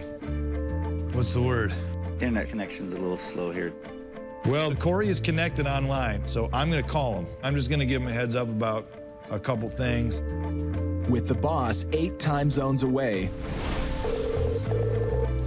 Hey, Brad, what's going on? Brad makes sure to let him know the client's plane is still in one piece. What's up, dude? We finally made it to Malawi. We finally got released from South Africa. How's the plane checking out? The plane is totally excellent. The bugs are worked out. Good. Hey, I just wanted to talk to you. On this flight, I had to bid it with Very little margin because there was a lot of people bidding on it. that plane needs to be ran in economy settings. So we burned the least amount of fuel possible. Cory's asking them to fly like Sunday drivers. Every dollar counts.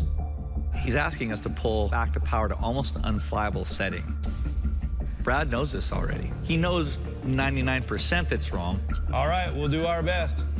But really the only way to prove it is to do it. So he said, okay. Okay, cool, man. Talk to you guys later.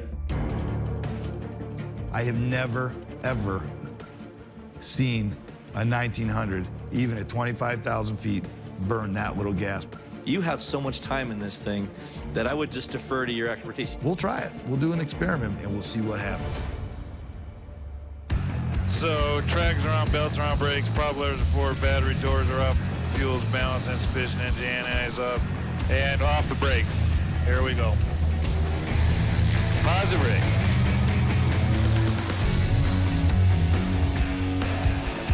Flaps are up, gears up, bleeds are on, climb power set, engine instruments are happy. We're gonna set the powers just like Cory wants. We're gonna do this just like he wants. We're just gonna watch the fuel like we've never watched fuel before. That's the plan of attack.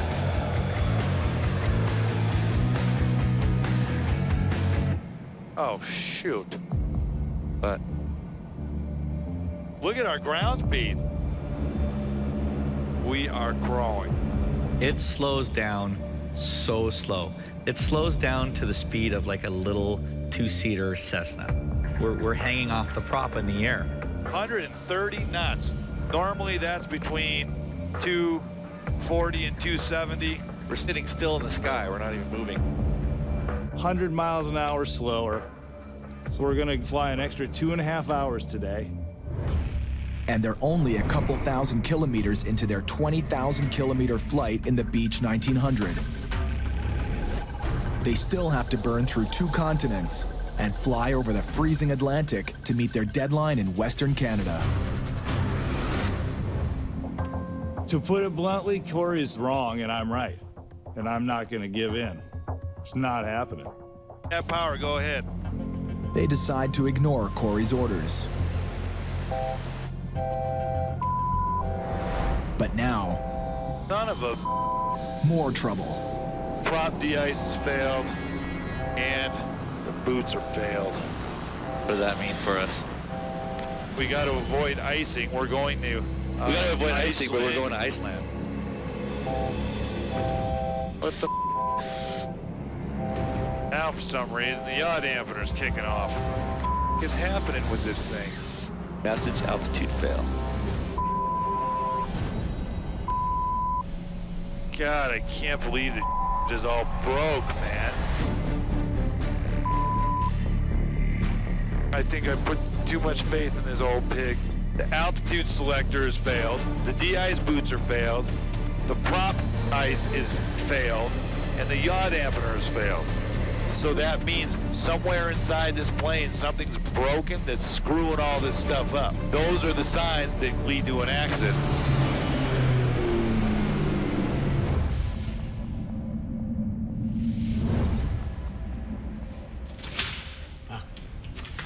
I did not.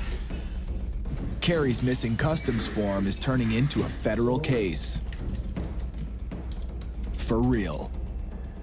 The laws must be respected.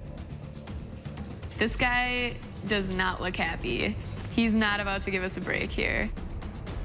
This is infraction.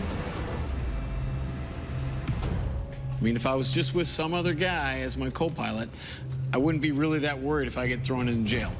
But I'm with my little girl. If he gets thrown into some Brazilian jail, I have no idea what I'm gonna do. At 25 days of this month, in this city, Boa Vista, verified that Carrie David Macaulay, the moment of the leaving, don't show the card control. He's got the look on his face like, I'm going to jail.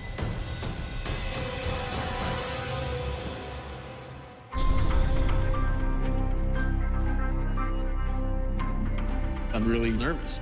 Some of these guys get a little bit of power, and if they can get a pilot and put the screws to them, they will. You never know where it's going to end up. This is infraction, so you must pay a fee. Do you know how much the fee is? $165.55. Okay. Sign it there.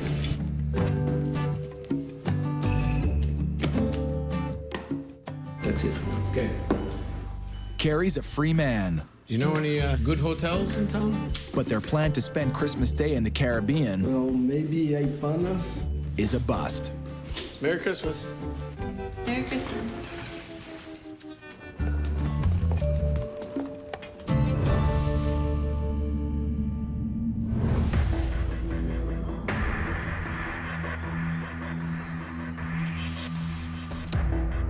We might be here a couple days.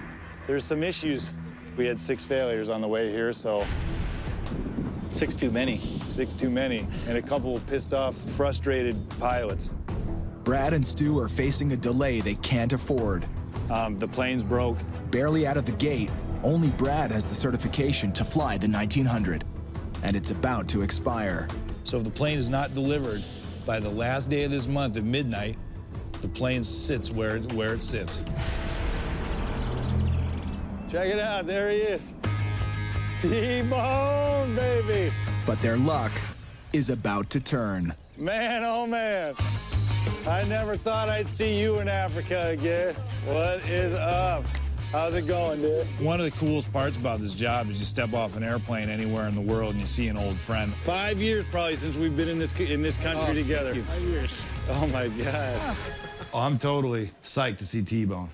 I stepped off the plane in Sudan like 7 years ago, totally green, and he took me under his wing and taught me how to fly in Africa. He never flown in this part of the world before. I kind of show him, how people are here. We're talking about Africa. Things are really, really tough here and complicated. We're all busted up, man. We can go back in the hangar, see if there's anybody there that can help you. Maybe they can do something about it. In Africa, it's not what you know, it's who you know. What's up? Any of you guys work on 1900s? Yeah. Yep. We got this 1900. All this stuff just failed. Would you guys be willing to freaking take a look at it? Sure. Oh, cool. If it would have happened anywhere else, we'd probably still be sitting there. We would have been dead in the water.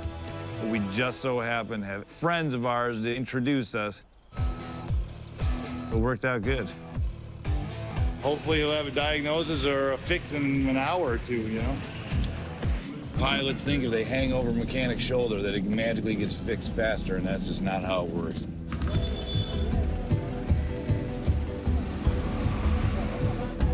So we're waiting on the plane getting repaired. Now it's time for lunch. They're everywhere. We're teeming with monkey wildlife. Yo, hey. They're going after the bags. We are surrounded by really hostile little monkeys. These guys are no joke. That's my food, man. Whoa, he's trying to steal my Red Bull. Whoa. What you doing, man? What you doing? Get out of here. Yeah, man, that's my. They're nasty. Pretty quiet over here. By now, their plane repair job should be well underway. Almost looks like it hasn't been touched. It almost doesn't. Yeah, he hasn't been here. Sorry, guys. Hate to give you the bad news, but got a plane ticket for tomorrow, and I gotta leave. He's like, sorry, man. I'm packing my clothes, and I'm going home. Our hearts just sank, because we're just stuck. Brad and Stu just lost another day in a race they're paid to win.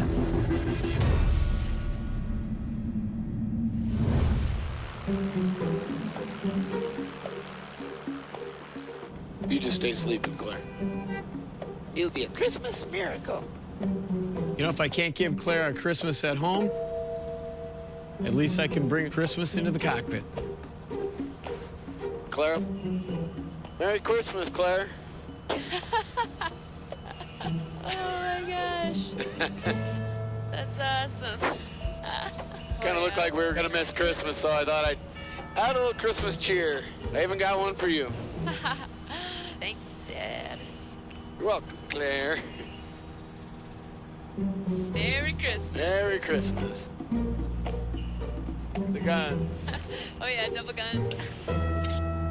Claire's been a real trooper on this trip. I think she deserves something very special this Christmas. So I decided to get her something you can't buy at the mall. How about this, Claire?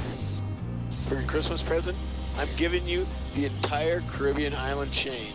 Any island you want to go to, we're going. What?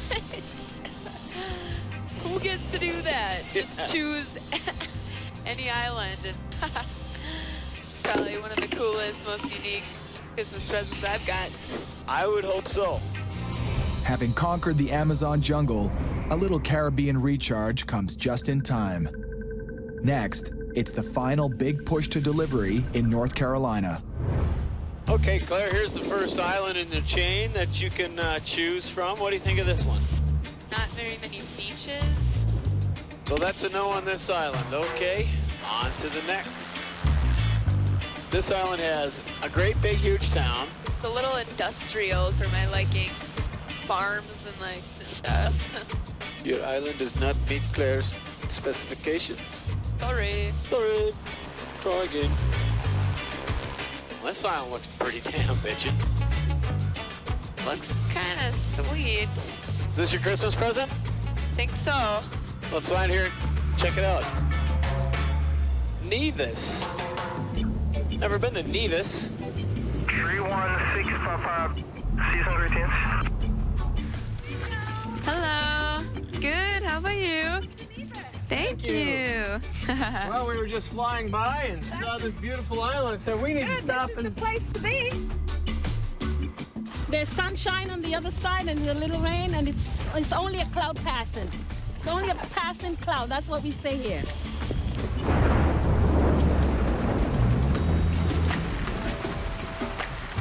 You're walking towards the beach. There's 2 beachside restaurants. One is called Coconut.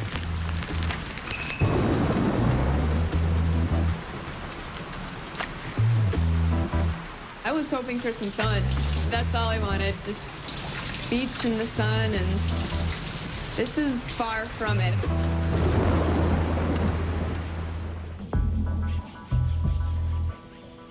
Yeah, he hasn't been here.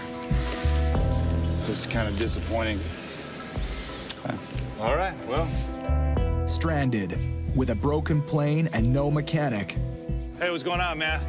Brad and Stu scramble to find a replacement. Can we freaking muscle you into maybe taking a look at our plane? Yeah, I think we could probably do it. Tell us what you guys want. We'll make it happen. You got by the short hairs right now. Yeah. The mechanic and the electrician came to help us and did so much for us, really for nothing in return. That's right in the back here. This fuse right on the end that was popped. There's a little tiny fuse. So, I mean, literally, pull it out, put in a new one, fixed. Everyone else is good. Something so small, wrecked everything. And we'll close this up. Let's make like a baby and head out.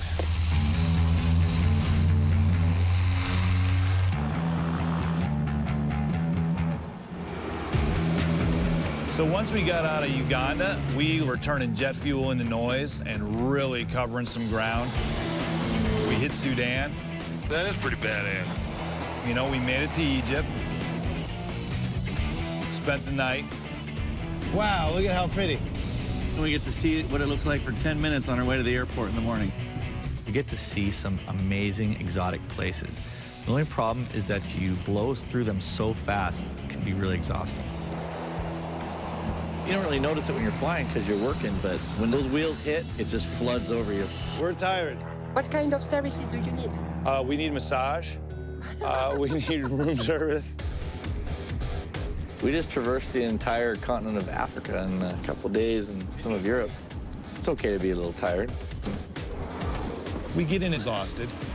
We made it. Go to the hotel, wolf something down. Good night, sir. Thank you, appreciate it. Half the time you're so sweaty and dirty, you know, you need to take a shower and you just don't. I'm just burnt out. You collapse into bed, the alarm goes off at 6 in the morning and you have to head back out to the airport. It's hard work. It's not easy.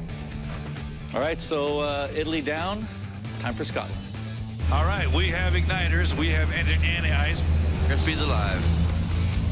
Brad and Stu crossed 12 borders in 5 days.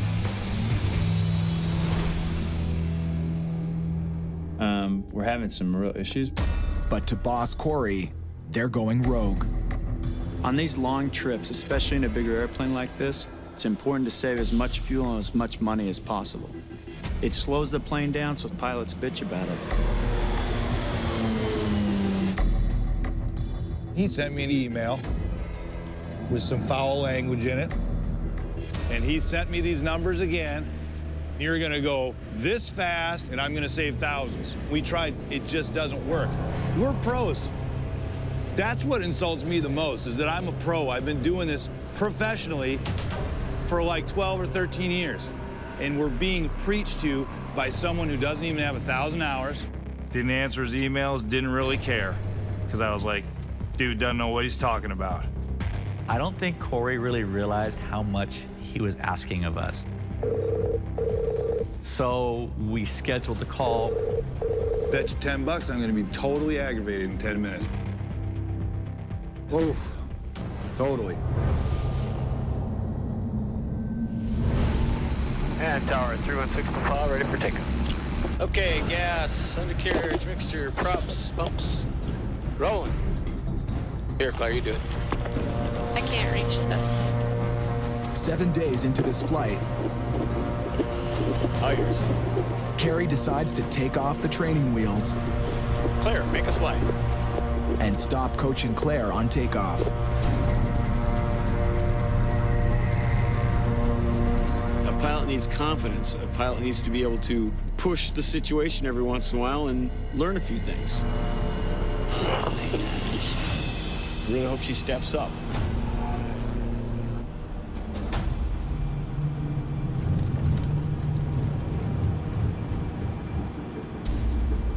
And tower 316 could we do a left turn over the harbor? Left tower, Thank you. Okay, let's take us over that sailing ship there, Claire. What Claire's just done I got it. I got the controls. is like letting go of the steering wheel on an interstate on-ramp. All right, Claire. If I catch you taking pictures on takeoff again, you're not flying the rest of the trip. You do not do that. Seriously. If we're still over the ground, we're only doing 100.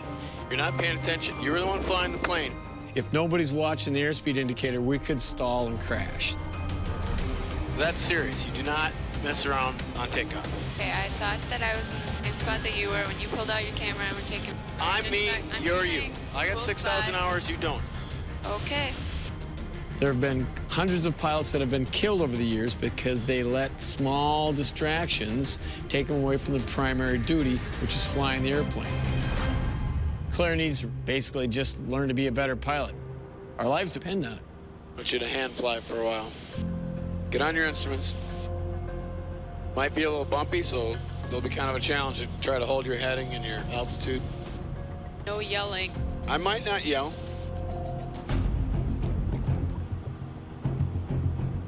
There's a 50-50 chance I won't yell. I am not super experienced. I haven't had the proper training. My dad is expecting me to know how to use all these instruments like it's no big deal, but... Practice your scan, and no more than 5 degrees off your heading. When you're learning how to fly, and especially when you're learning how to fly in instruments, you have to learn how to deal with distractions. You have to learn how to concentrate. I might pour some water on your head. He wants to prove that you need to be able to handle any sort of distraction when you're flying. You have to fly smooth or it's gonna pour. Okay, I can't control how smooth the plane goes. Oh, that's kind of a lame excuse. Oh, it's so close. Yeah. Oh my God. How'd you do? Fine. Ah, 1 degree off. 1 degree. Whatever my dad's got to do to teach me to be a good pilot, I'm good with it. I just got to roll with the punches.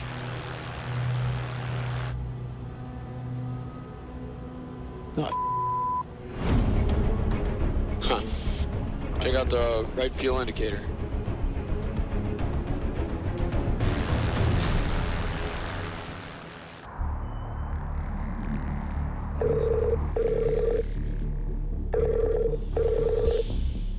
This is Cory. Thought I would give you a little call and just get everything on the table. Okay. I sent an email saying, here's the speed you should be at, and that was not replied to. Brad knew from the beginning that it was almost unheard of to operate the aircraft at those settings. Have you tried it?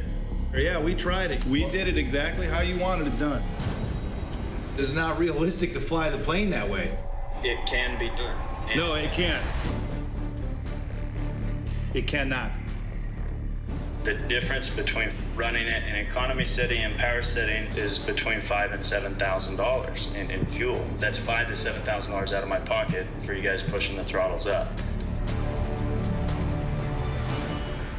You know, we're not trying to steal your money, man. We've been running it the best we can, and I mean, we just have to be realistic. If we're doing 18-hour days, adding an extra hour or two to the day, I mean, it's literally impossible to do. And it's like, we're killing ourselves, man.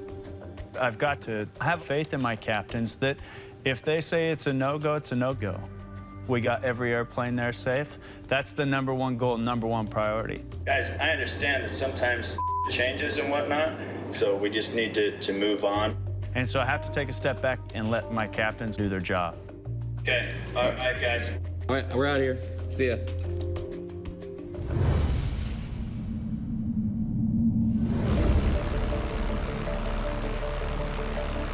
Check out the right fuel indicator. With a gas tank pinned near zero. You see any fuel coming out of the right side? Nope. And water for a runway. We've still got 389 miles to go. Carrie and Claire need to find out what's sapping their fuel.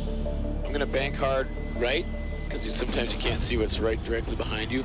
I want you to look back behind her tail as much as you can. See if you see a stream of fuel or anything coming out the back. Nope. Okay, I'm gonna look on my side.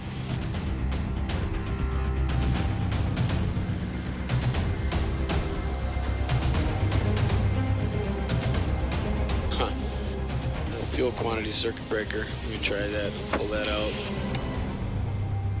Push back in.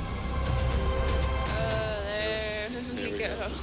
Made me a little work because it hasn't done that before. A simple reset on the circuit breaker does the trick.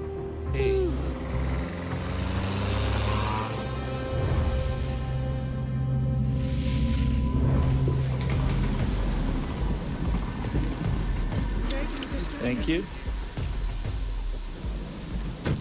I gotta check the room. I don't know. It's not anywhere else. Hi, this is Stu Sprung. I was wondering if someone can go up to my room and see if I left my passport somewhere. Stuart has misplaced his passport. It's not lost, he's just temporarily unaware of its current location. That's like pilots, you know, we never get lost, we just don't know where we are for the moment. He doesn't know if it's in his bags, if it's in the hotel, if it's in the airport, and we're dead in the water without it. Totally shot. Prospect of losing my passport and not being able to move forward is very stressful for me. Can you hold this and listen to it for a second? Sure. Hold on, I'll pull the tag out and start looking.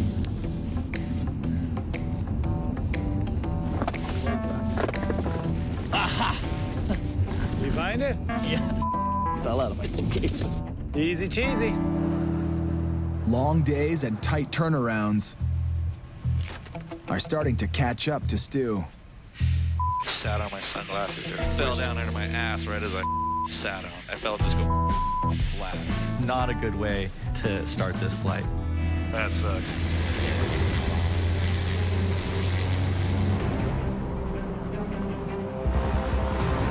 Eight hours later, they're closing in on Greenland. Charlie Golf, uniform whiskey. But Stu seems to be losing ground. 62 north, 40 west. Actually, correction, we just passed over 62 north. Wait, what are we doing here? Or this is our last one? We're crossing the second. Okay. 62 north, 40 west. Got 1344. 1343. We've had a couple of long flying days that neither of us have really recovered from yet. 1314. What? That's the next one, man.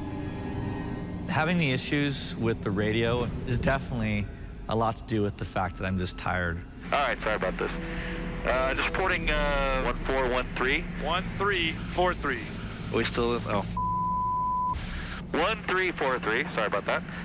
I would just recommend you sharpen that stuff up. You know, you write that stuff down and it's just boom, boom, boom. It's unprofessional, man. Oh, it's not. It's totally unprofessional. No, it's not. Yeah, it is. It's never, ever, well, you know. It's on you, man. It's not on me.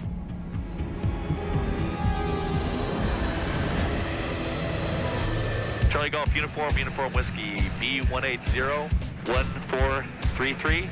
And next, Bravo Golf, Bravo Whiskey, same time. So that one was better, except we're a Beach 190, not a Beach 180. I said did I say 190? I said 180. It was awesome. Stu is slow off the mark today. And Brad's been quick to point it out. Oh, settle down. 1800, 1900, who cares?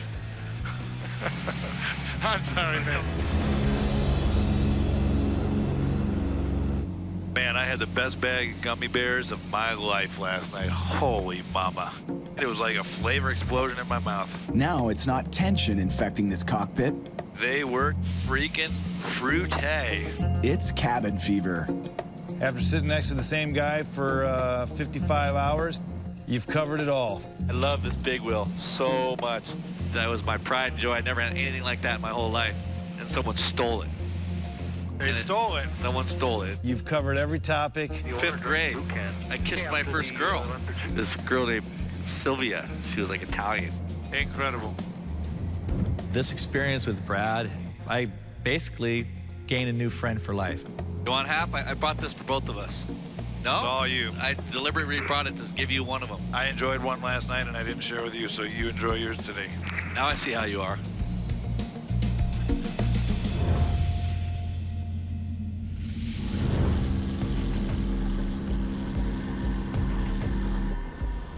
see a state.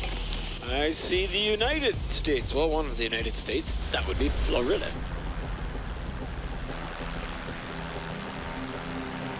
Okay, gas, undercarriage, mixture, props. I have the runway. Okay. Vision height. Thank you. Medevac, you'll be next behind the traffic on final. Okay, pop. Oh, that was a long flight. Long day. We got one more leg to go. We got to get the plane from Fort Lauderdale to North Carolina and complete the mission. It's still about 4 hours to go. But first, some serious shut-eye. You have anything available? There are no hotel rooms. Everything is sold out. Oh my God. At this point of the trip, I was hoping to be home. Miami Beach. Take them. I am not only physically exhausted, but mentally exhausted. I am just ready to be done. Toward the end of the trip, I was starting to get a little concerned with Claire's health. Ferry flying is physically demanding and mentally stressful. It wears on a person.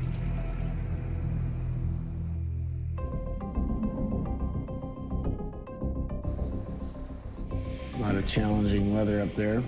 Icing and turbulence and low ceilings for the final leg. 8 days into their 9,000-kilometer journey, We're so close.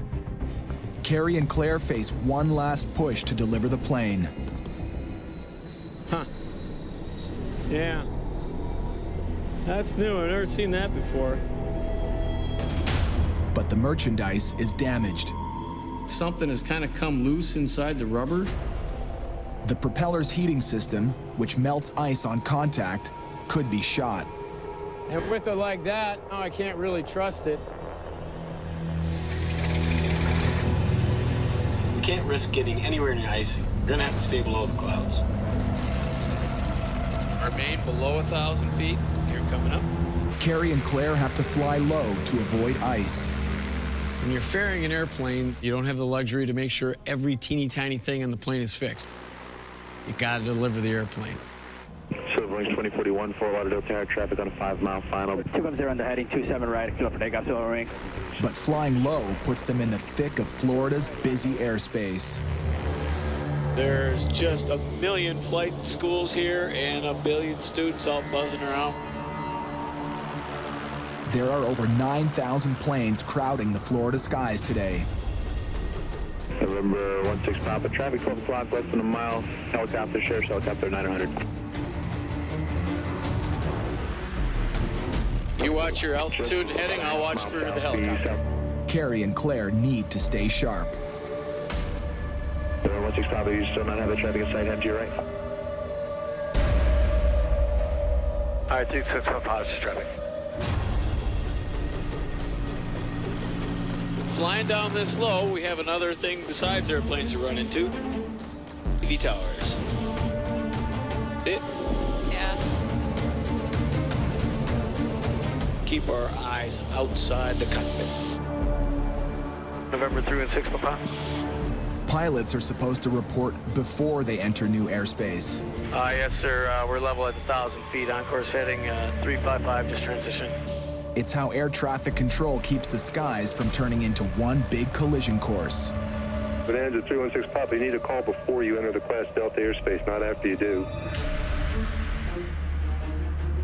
Roger, we'd been given a heading from executive. Sorry. Well, you still need a call before you get in my Class Delta. Good day. Thanks.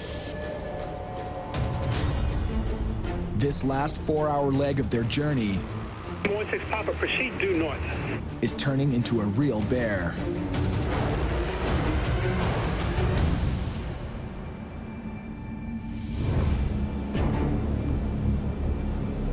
We're in the home stretch, sucker. I can't believe it.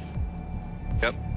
Brad and Stu are on the final lap of a 20,000-kilometer, 13-day sprint around the globe. The weather's so crappy on our last day. No love. Worst weather of the whole trip. With murky.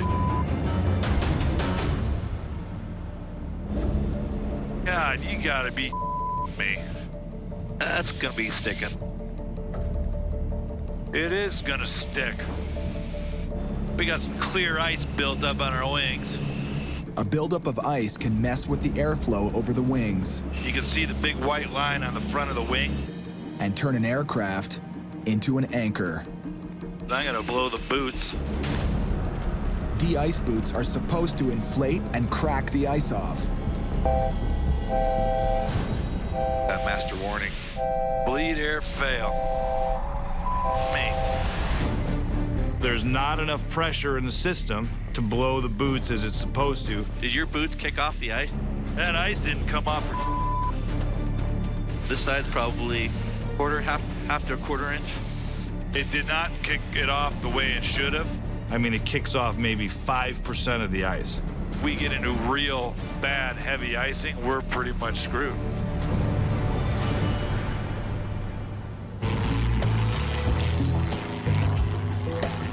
Hey, you see those towers? Yep. For Carrie and Claire, flying low to avoid icing Don't hit those. means they face more obstacles than an NFL running back. Aye, aye, Captain. Right now, Claire's at the controls. There you go. Now you are getting the right tone. If you had a little cap, you'd want to doff it like this to me, like, hey, Cap. Don't push it. Okay, airport's over there. Let's slow this baby down. Aren't we sinking kind of fast? Nope. Okay, gear coming down. Okay. Pretty bumpy there. Yeah, this is pretty turbulent. Keep a little extra speed, help us battle this turbulence. It's pretty bumpy. So we're gonna land a little bit faster than normal.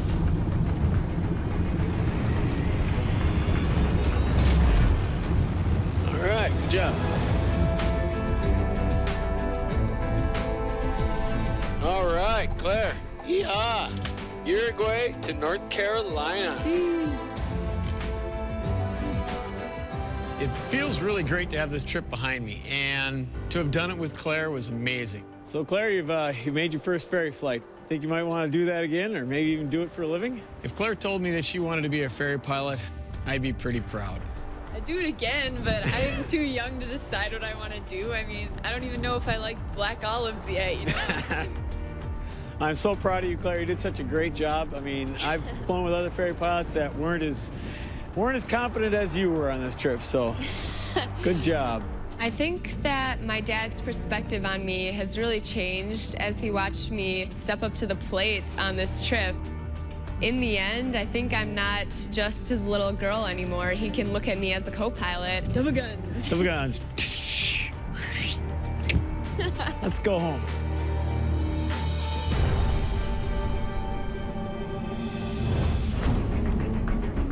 On the opposite coast, Brad and Stu are on their final leg to British Columbia. This thing is just taking a big old hit on us. Dude, 48 minutes to go, and it's just taking a big old turd right on our heads. This is the worst icing we've had. Just hitting these heavy moisture things, jamming us up. We're starting to get out of that little mountain range, so hopefully that'll be it. We should be getting clear of this stuff pretty soon.